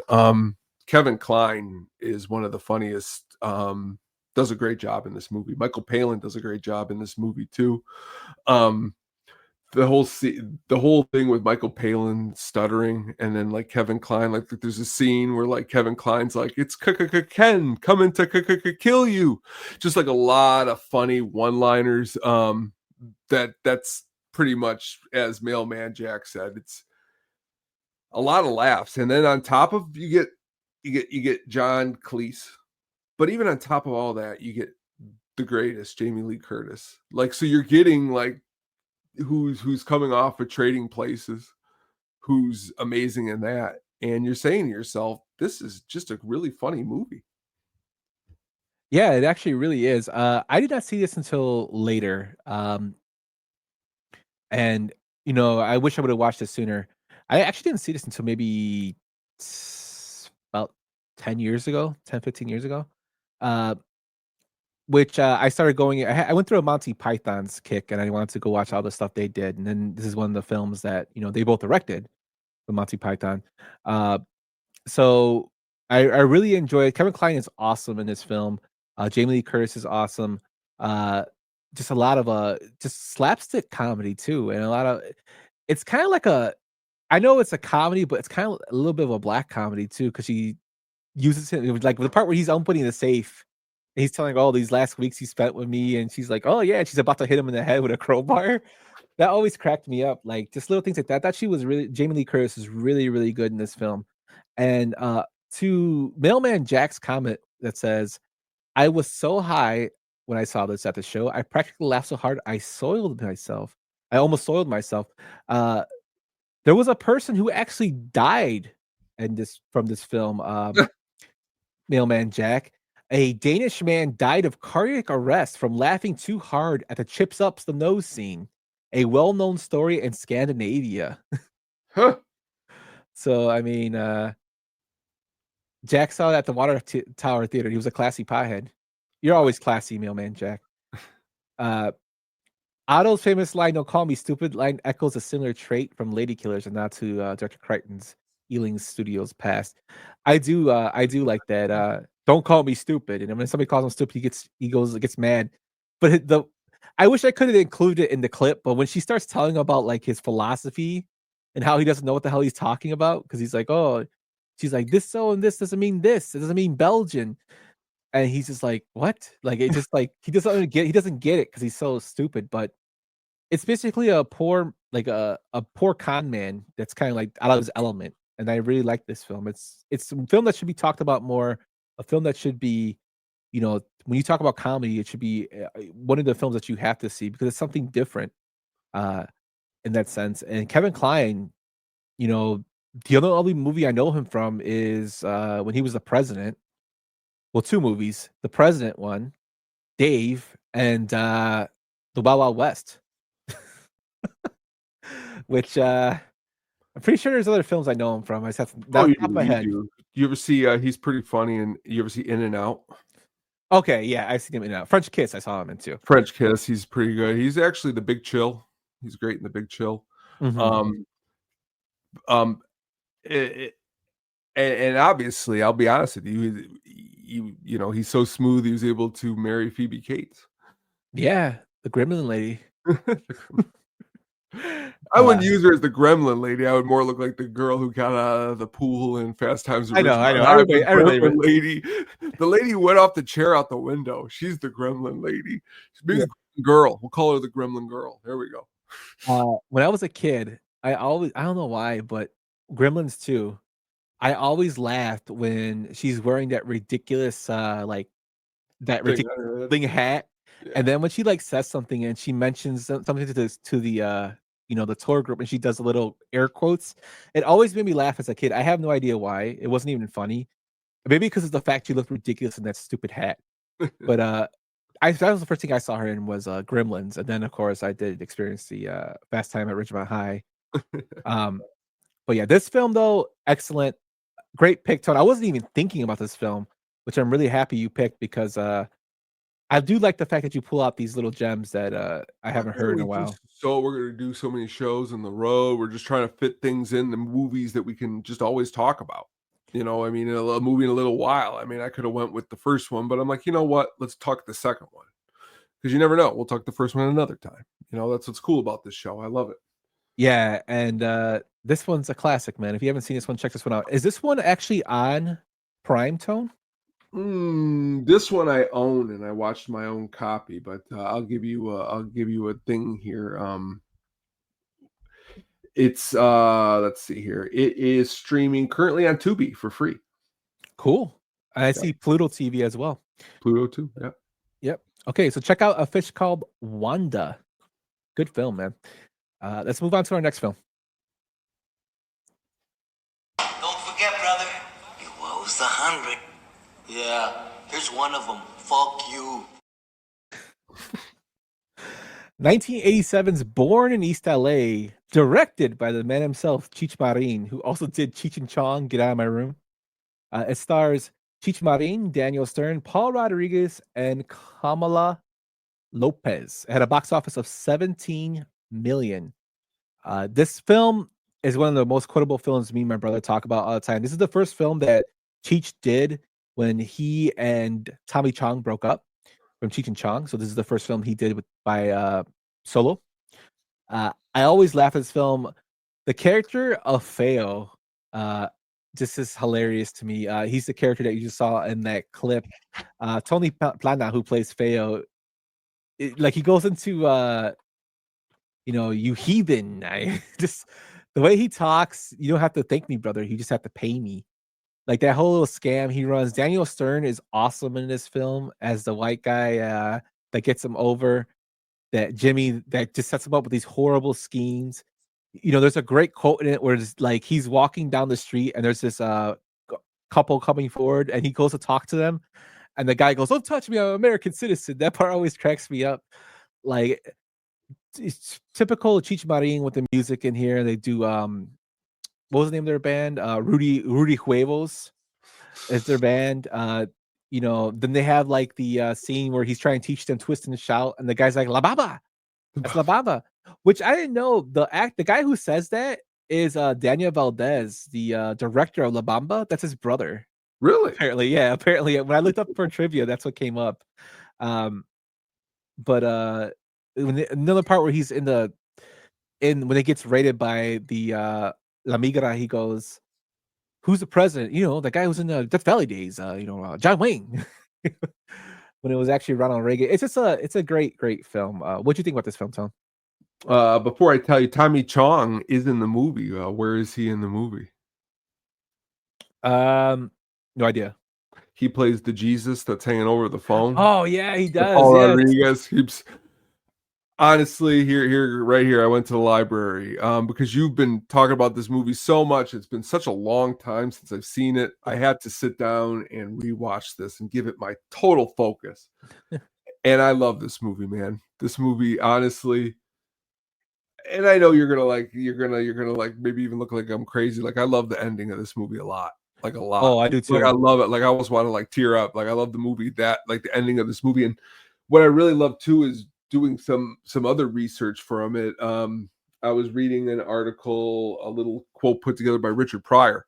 And Richard Pryor said that when he heard that Cheech was going to do this movie, he really didn't think much about it. But when he sat down and he watched it, the movie really has an awesome meaning. And there's really a lot of awesome stuff, kind of like, as you said, going on in it that really is a smart way of a smart comedy. And I think that's why I enjoy it so much, is because this isn't stupid comedy. This is smart comedy, and you got to be paying attention to some of the stuff. And I'll be also honest with you, it'd been such a long time since watching it. I did not know that Daniel Stern was in this movie.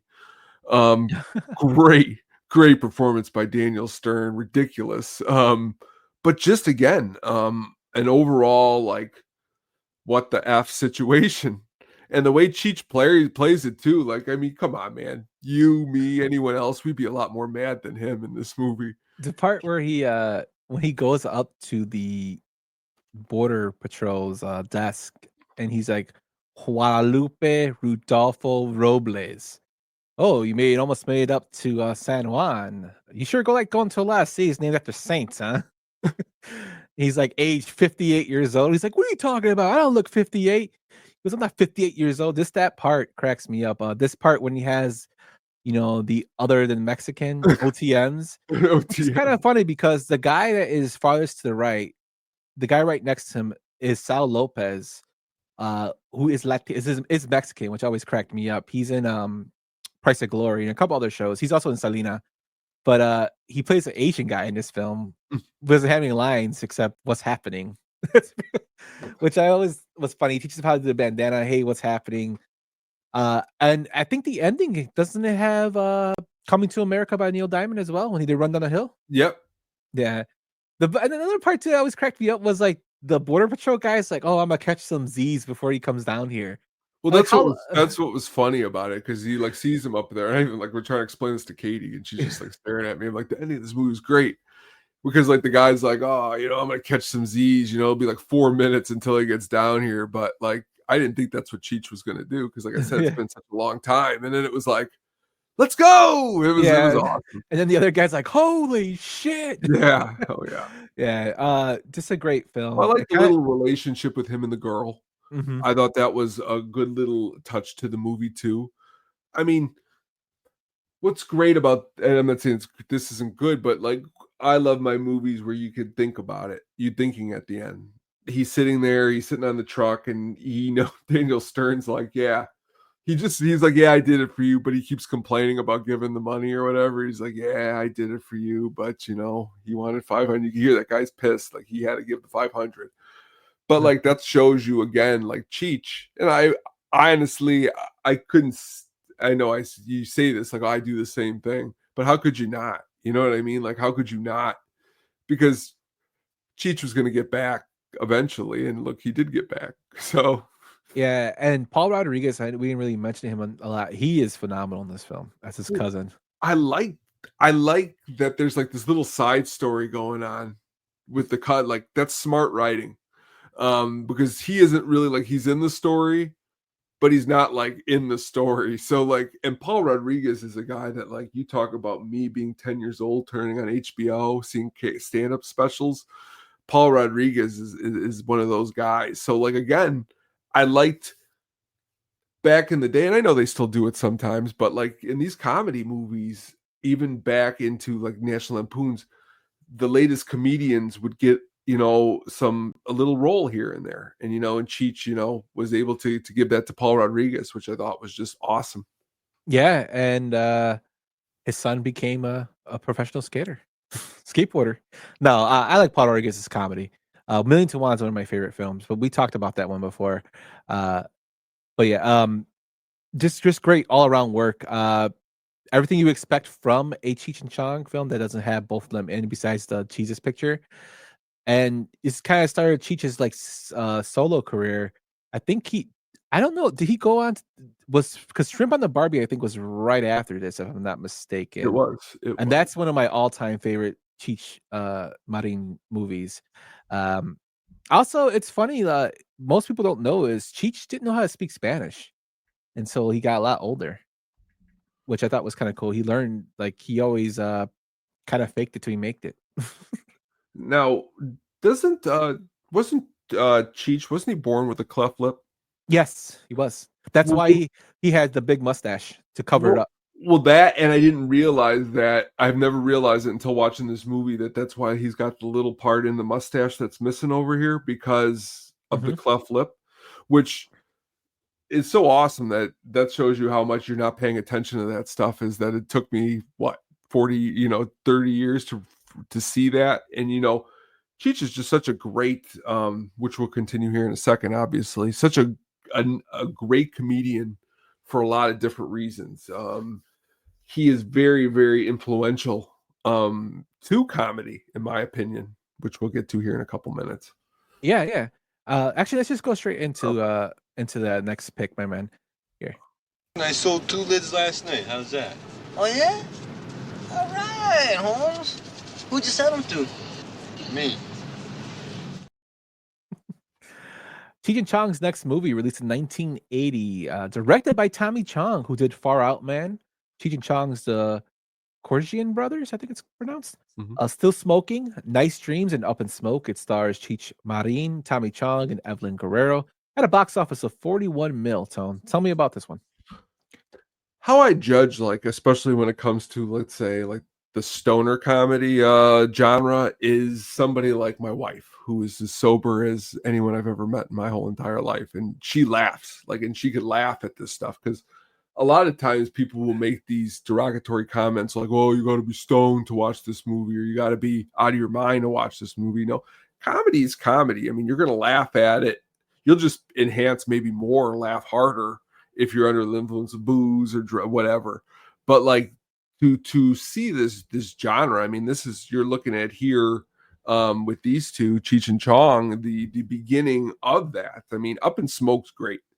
But we've talked about it before with movies. I really, really enjoy when a movie is already it's already going, I guess. Up in Smoke they didn't know each other at the beginning. So there's like a 20-30 minute period where they got to introduce each other.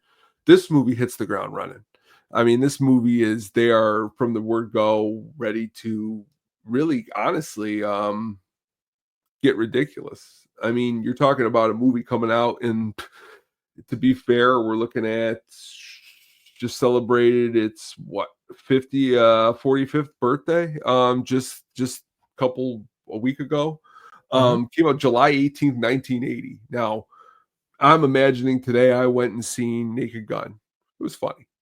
But now if I'm going in 1980, July 18th to see this movie, to me, it's like, it's got to be something that's out of this world, a different experience.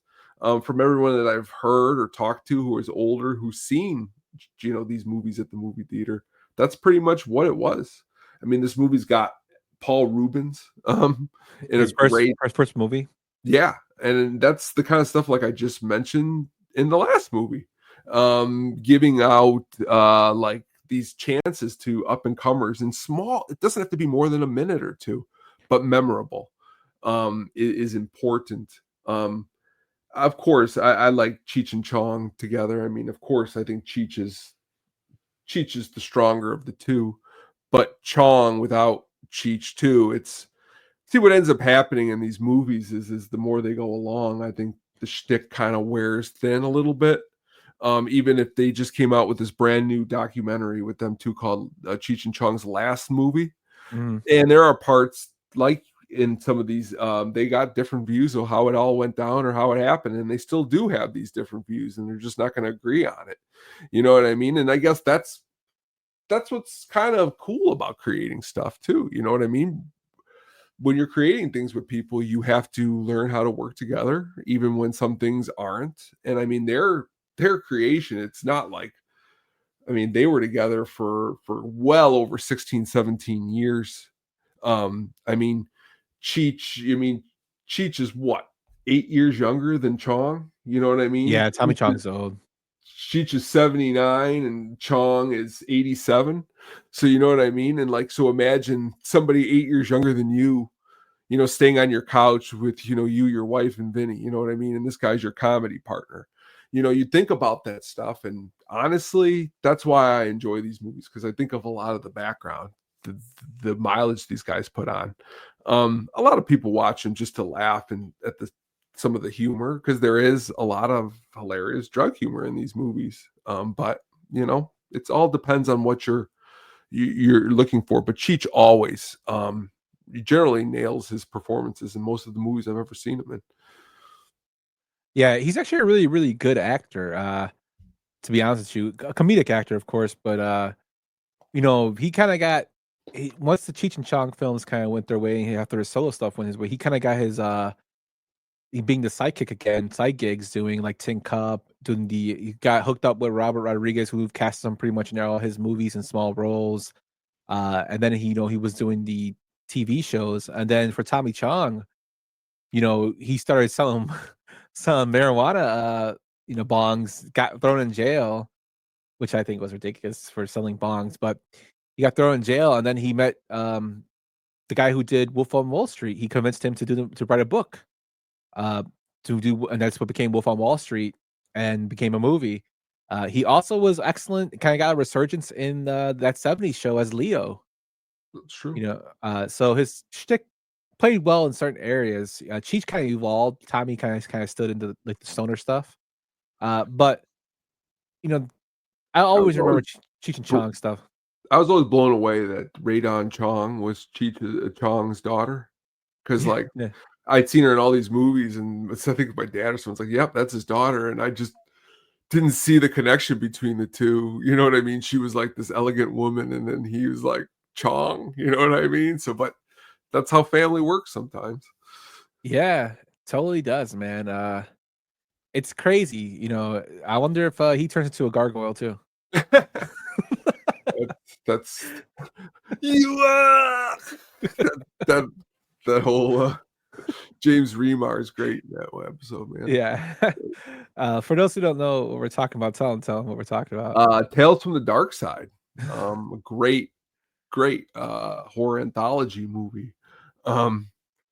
You know what I think? I think also too in these movies is when they started all this. I mean, Cheech and Chong came out with some really awesome albums before they even did a movie.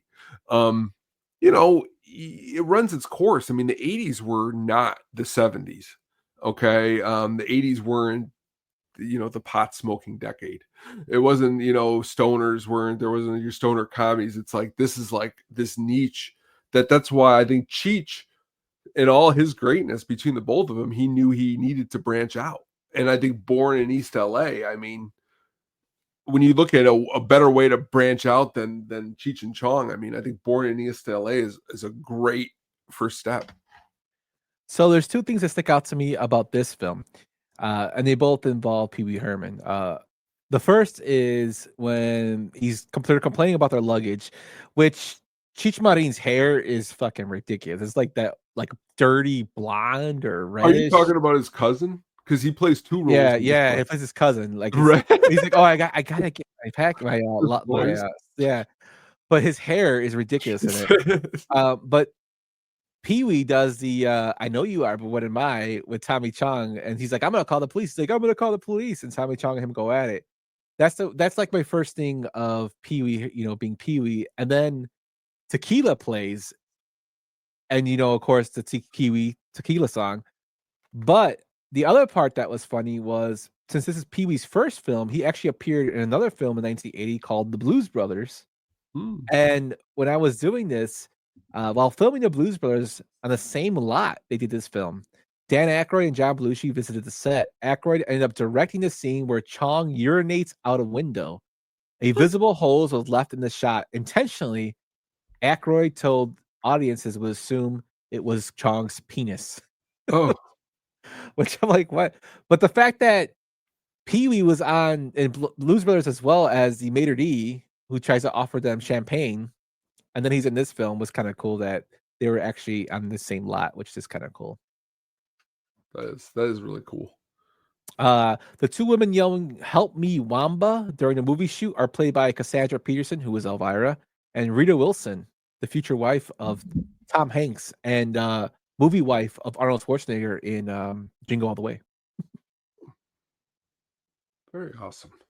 But yeah, Cheech and Chong, they're, in terms of like a big time Latino like comedian, I mean, there was Freddie Prinze with Chico and the Man.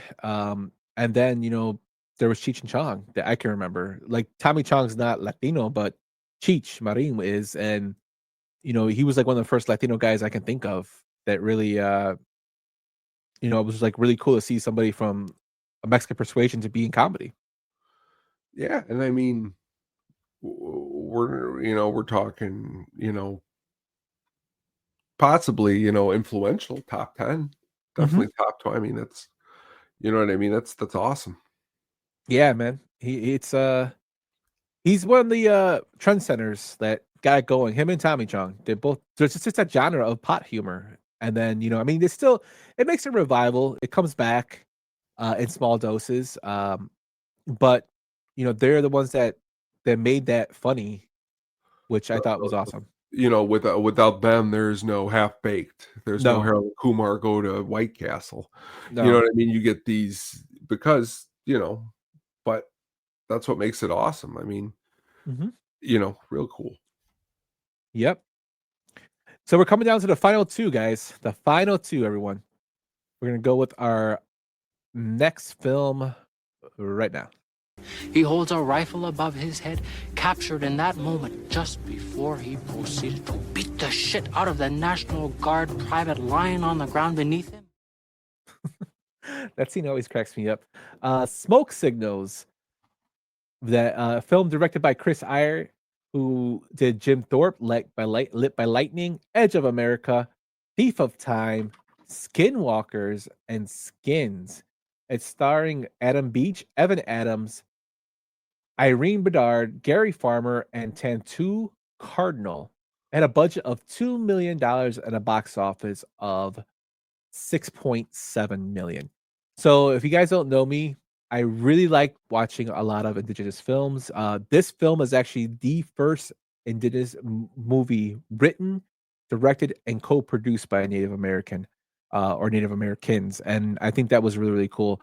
This film is more of a comedy drama era. There are a lot of funny scenes. I think it's Adam Beach and Evan Adams are the two main characters, and I think Evan Adams steals the show with his storytelling and the way he looks as Thomas build a fire. Just a guy who his dad passed away, he walked out on them. It touches on a lot of indigenous issues, especially alcoholism. That deal, but it kind of pulls at your heartstrings a lot with the story. I remember watching this film when it first came out in '98. My brother loves this film. It's always stuck with me. It's anytime chance I get to talk about it and let people know about it, I want them to know about it. It's listed as the National Film Institute's top 100 movies of all time in terms of comedy. Also awesome film. Yes, Smoke Signals, Jack. Tell me you saw it, so tell me what you think about it. I've seen it twice. And both the first time, 3 years ago, a coworker was like, knows I love movies. She just asked me if I've ever seen Smoke Signals, and I said no, I've never seen Smoke Signals. But as I said earlier, I always need to know somebody in the movie, and I knew Adam Beach. He's in I think he's in Wind Talkers. He's in Joe Dirt. So I was like, okay, I know Adam Beach. I'll watch this movie. And it's literally that simple, Yumper. So I go and I sit down and I watch the movie. And honestly, it left me stunned, just like a lot more than the end of Born in East LA. It was a great movie. But then this week I watched it for a second time. And it's even better the second time watching it. There's something about the movie. I can't put my finger on it. I don't, it's the same way I feel like a Stand By Me. There's something there that is like, it makes you feel like, I'm not saying like, I don't even know how to explain it. Like, it makes you feel like you want to be part of the story, like, because these characters are so awesome in a way that isn't in movies really much anymore. I mean, this movie came out in you got 88 here. 98. 1998. And it's like, whoa, it's good storytelling. And honestly, you're right about Evan Adams. The whole story, the whole background of the movie is definitely grabs at your heart. If there's any movies that I can maybe ever suggest, this is definitely going to be one just in second you to definitely check this movie out. It plays really good in that dramedy comedy type of, because you got to admit there are some comedy parts in Stand By Me too. So like that's what it is. And Vern's like a whole walking joke. Well, yeah, and just this whole entire. I really like the story of Adam Beach's dad. You know what I mean? Like, it's heartbreaking. You know what I mean? It's the whole thing it makes you think. But you know what part I really love the most, and I don't have it here in front of me. I should, is that whole entire speech that Evan Adams gives at the end of the movie before it ends about father. Like, that could hit home to anybody who has ever felt anything. And then the movie itself, and that's what's cool about movies too, is that yes, this movie is huge in indigenous people, but the overall plot is just so huge in humanity, and that's what makes it a great movie, I think, too. Yeah, and the crazy thing is, you had some really big people in here within not just the indigenous community, but also like film. For instance, Irene Bedard, who plays Susie Song, the girl that goes see that knows his dad. She is the actual person they use for the character of Pocahontas. She was the studio actress they brought in to draw her. Yeah, actually played She said she was Pocahontas' voice for Disney, and she actually played her grandmother, I believe, her grandmother or her mother in the live action. I can't remember, but she's actually like that. She was the person that they drew Pocahontas of her and her image. And then you have John Trudell, who is the guy who does the radio show. He's doing the radio show, like the news and whatnot. He's actually a really big person in Native circles he was part of AIM, the American Indian movement. He has a big role in Thunderheart. He plays Jamie Looks twice, but he was a member of AIM he was actually president of AIM when Thunderheart, the scenes in Thunderheart, the backstory of Thunderheart takes place. He was actually involved in that, which is crazy that he was actually there for the Algala issues with the natives there, and the drilling and all that stuff. He was around that time, which is pretty crazy. So two big characters in there that play small roles but had really big impacts. And then my favorite character in this film, like I said, Evan Adams does a great job, but for his screen time though, it has to be Lester Falls Apart, who's on the broken down, I think it's a bus or truck, and he gives the traffic updates, and he's like, "Yeah, this cloud, it kind of looks like so and so." Ooh wee, like, or I saw this car pass by, a yellow car, and they were arguing, and he's like, "I guess there's no traffic in Leicester." He goes, "Yeah, no, there's no way to, basically there's no traffic." Like, his stories are great, but just like subtle humor that's great with a lot of indigenous vibes to it. They talk about flatbread in here, which is a big cuisine with indigenous people. I just like that aspect of it, that you can see other different cultures and different stuff that you can experience that, and I thought it was done very, very well. And I can see why it's become such a big cult classic now. I highly recommend you see it if you haven't seen it. It's on free on Paramount Plus, which I rewatched it yesterday and today. Finished it today to just sort of as a rewatch because I haven't seen it in a little bit, but one of my favorite films that doesn't get mentioned a lot.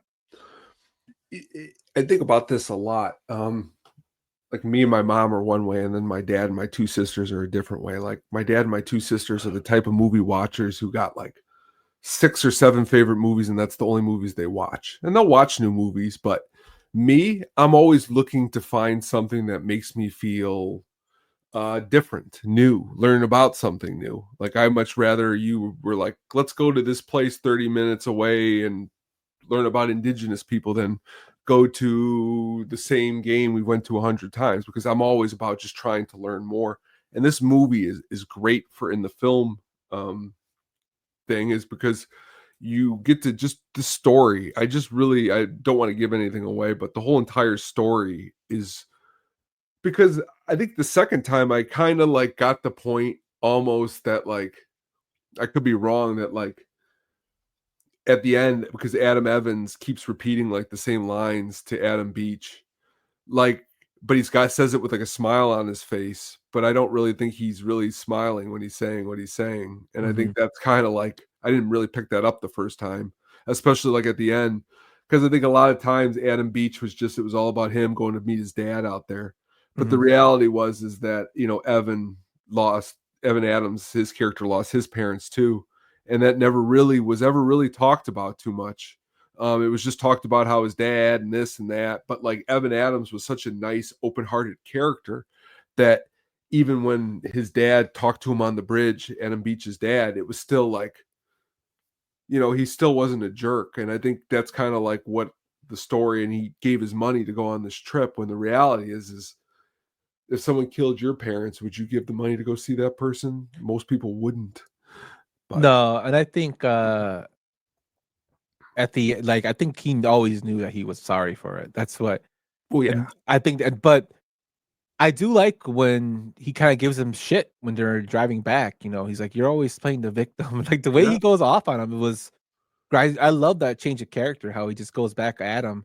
And then you have I totally forgot that he's in the film. The driver of the drunk car. He's from Donnie Brasco. He's Sonny Red. Yes, he's a complete asshole too in the film. Yes. But he Robert Miano as Bert Cicero. He starts like yelling at him, like, "Oh, look what you did!" I'm like, "What is that complete like?" Oh, yeah, that's right on the side of the road at the end. Yeah, that guy was a jerk. Yeah, but just a great film, and it moves along nicely. It does. I just think about this right now when he's like, "Hey, Vincent, I was an alternate on the 1984 Olympic gymnastics team." He does like a little cartwheel. I thought you were talking to that girl. That always cracked me up too. And Vincent's such an asshole in the film too, but you know why he is. But this is another one where, like, one thing I'm enjoying a lot more movies. I did it today with The Naked Gun, and I was actually rewarded when everyone left. There was something after the credits.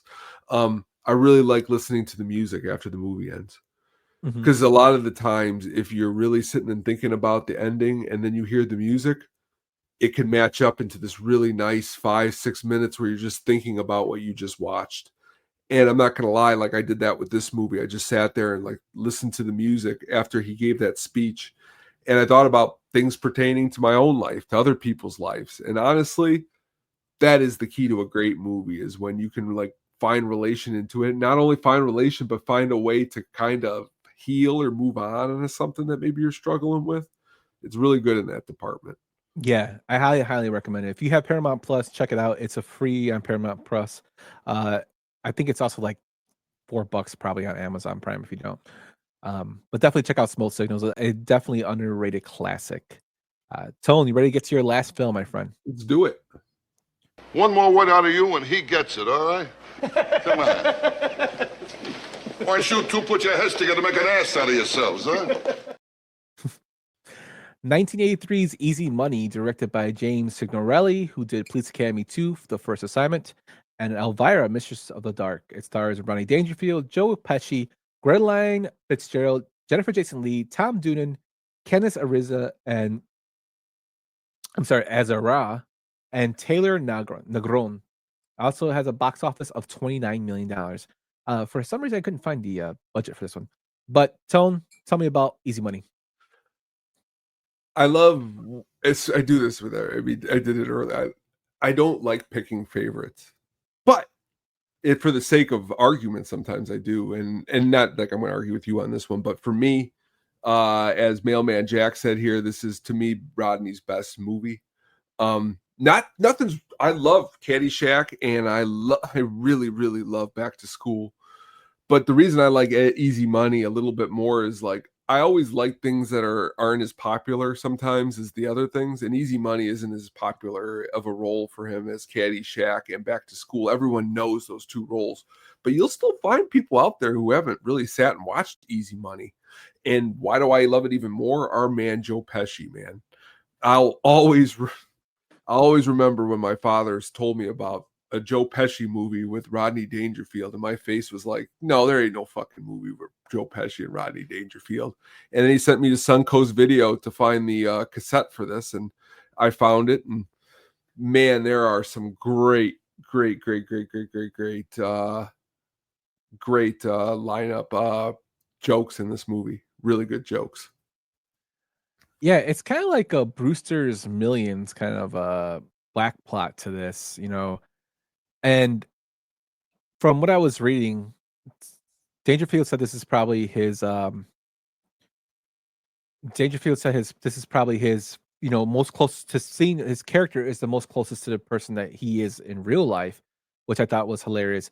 Most people don't know Joe Pesci actually started off as a comedian / musician. He's Little Joe in the band, and Little Joe can sing. That's what he started off as before he got into the more serious roles of the Raging Bulls and the Goodfellas and the mobster roles. And then he went into Home Alone. That kind of showed off his stuff. And then he did the My Cousin Vinny. So he had those chops for it. I like this movie a lot. It's not my favorite Dangerfield. I like Back to School, but it's not really because they're both 1-1 to me. But Back to School takes a little bit edge for me is because of Burt Young, and because I love Burt Young as Paulie from Rocky, and I love him in Back to School as his driver. But hold on, see, this is where I got to play the devil's advocate. Do you like Rocky with Burt Young and Back to School with Burt Young, or do you like Pesci in Casino? And who are you? If you get to meet, who are you meeting, Pesci or Burt Young? To be honest, you Burt Young probably. See, at least if you would have said Pesci there, that's where they are. I would be like, why did you pick the Pesci?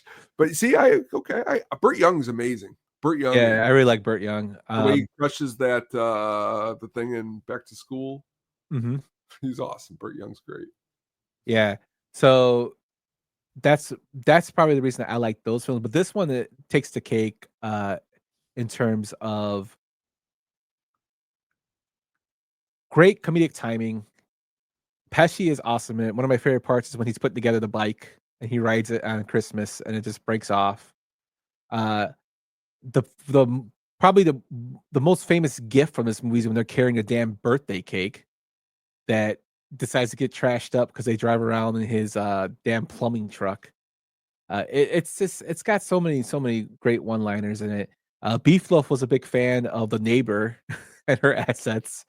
When he walks out, he can't, he has to look and she's naked, basically topless. That always cracked me up. It's just typical great gags.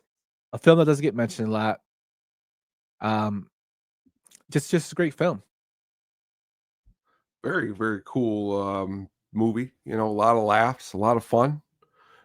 Just really interesting in a lot of different ways. For Rodney Dangerfield, to play this role where he's pretty much, I like the mother-in-law. I like the whole plot. I'm not giving anything away. She dies, and to inherit the money, he needs to get help. He needs to get healthy. Mm-hmm. You know what I mean? So, and it's ridiculous. Yeah, and Julio cracks me up. Oh yeah, Julio's great in the film. He's awesome. Taylor Negron, who of course will go out. He's in Fast Times at Ridgemont High. He's in Last Boy Scouts. He's great in that. Hello. He's also in Angels in the Outfielder. Outfielder. Angels in the Outfield as what the hell is his name? Angels in the Outfield. Oh, he's the assistant in that film. Oh my goodness. He gets nachos. He sits on nachos in that film. Oh, David. He's David in Angels in the Outfield. Great, just all around great casting. Jennifer Jason Leigh, of course, Last Times at Ridgemont High. She plays his daughter. It's just a classic film, man. Like, I can't talk it up enough. It's one of those films that I could just throw on and laugh. Like, that still cracks me up, even though I know what's coming. Excellent movie. Mm-hmm. Excellent movie. So those are our 10 films of comedy this week. We hope you enjoyed it. Tone, any final thoughts on this, my man? Went through a lot of classics, man. A lot of good movies, a lot of good stuff. That's the thing is that comedies there's so many different ways to make you laugh, and I think we covered a lot of different kinds. We got the spoof, we got the drama, so some drama mixed with some comedy. You picked some really good ones. I was really glad to talk about tonight. Yes, sir. So thank you guys for listening to that top 10. I believe, Tone, next week is our big episode, right? Is it? I think it's 100 next week. This is episode 98. 20. This is episode 20 for the season. Remember, the 4 that are on there are still the mini episodes. I think we're at 97 was when I counted this week. Let's see.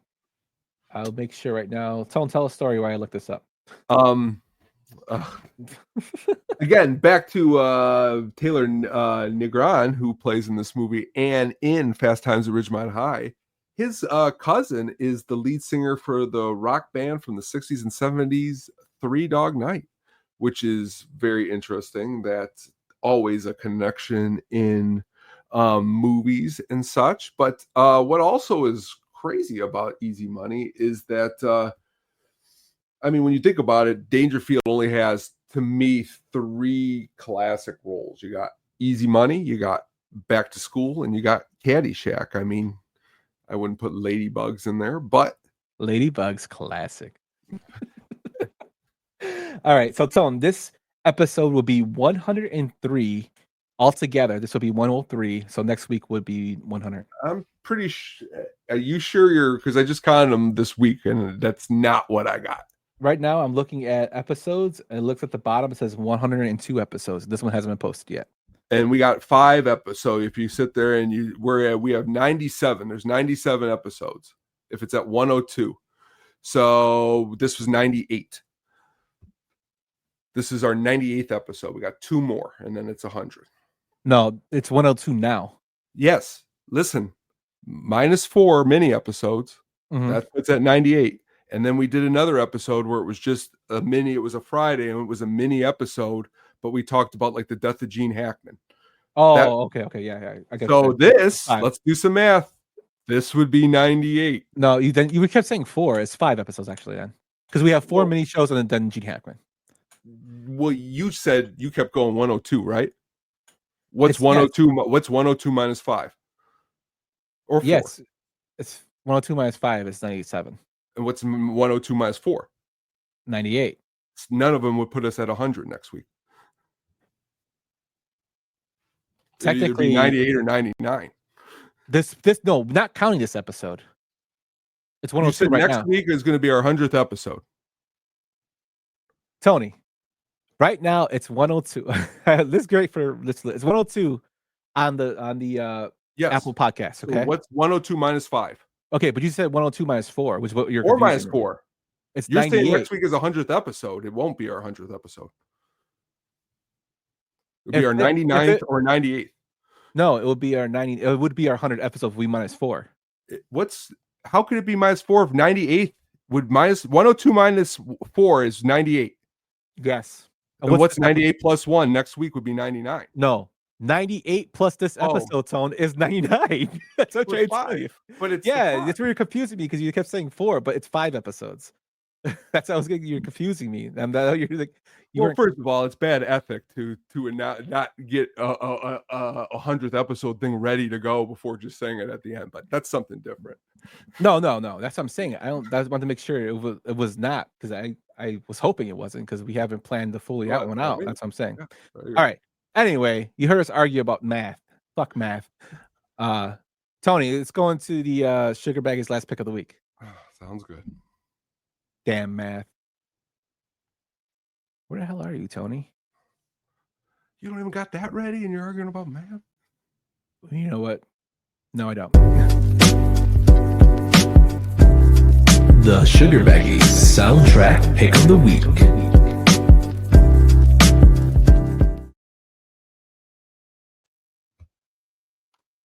All right, tonight we got Bill and Ted's Bogus Journey, a soundtrack that came out in 1991, January 1st. It starts off with a track by Slaughter, Shout It Out.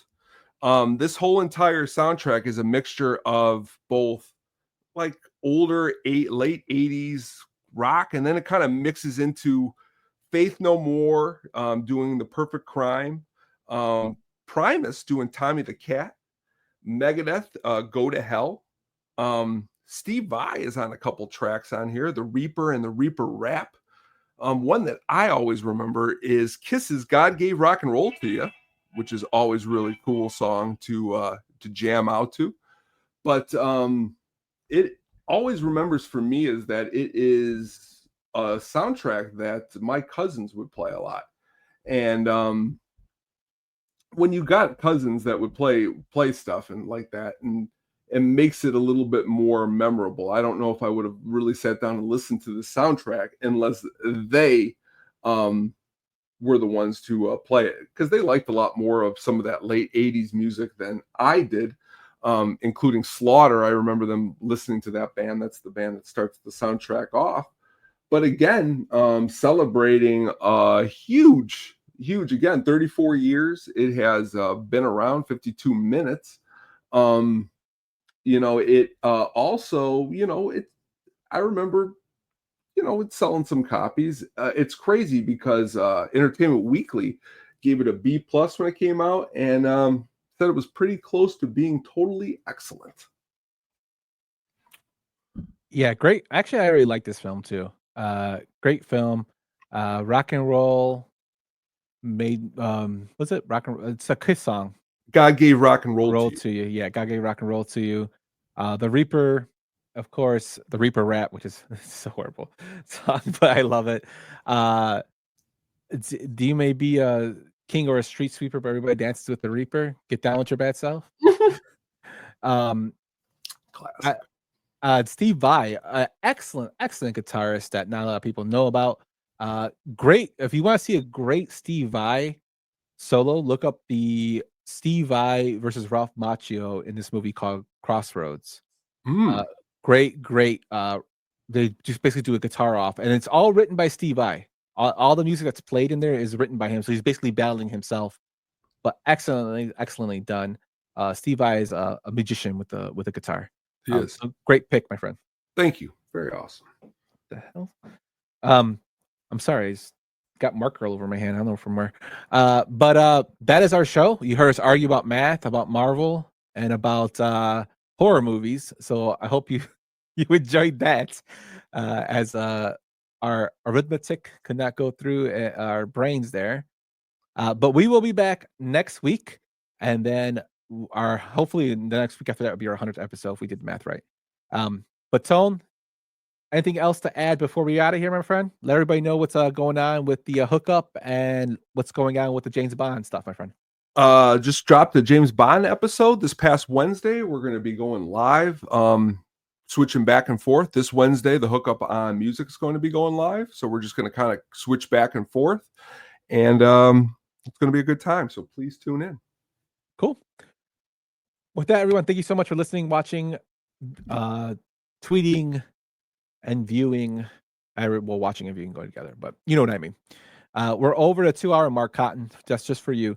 Oh, also, before we sign off, if you are in the area and you like the Wrigleyville, you're a Cubs fan, check out Ranter Fest. They're having Ranter Fest tomorrow on the north side. Unfortunately, I can't make it there tomorrow, but if you want to go attend Ranter Fest, they're having comedy show. They're going to be at the bar. Danny Rock is going to be performing. A lot of the Chicago Cubs Twitter will be there, but a lot of our friends will be there. Like Cotton will be there if you want to meet Cotton.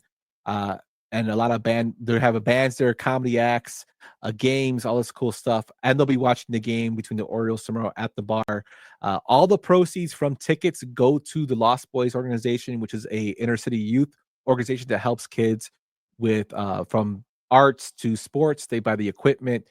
The guy who runs it is a huge Sox fan as well. So you got to help out the inner city youth if you can. Check it out at ranterfest.com. That should be your link to it. With that, though, everybody have a good night, and we will be seeing you next week. Thanks for listening to the At the Show podcast, a Sadistic Penguin Studios production. Game over, man. It's game over. What the fuck are we gonna do now? What are we gonna do? Maybe we could build a fire, sing a couple of songs, huh? Why don't we try that?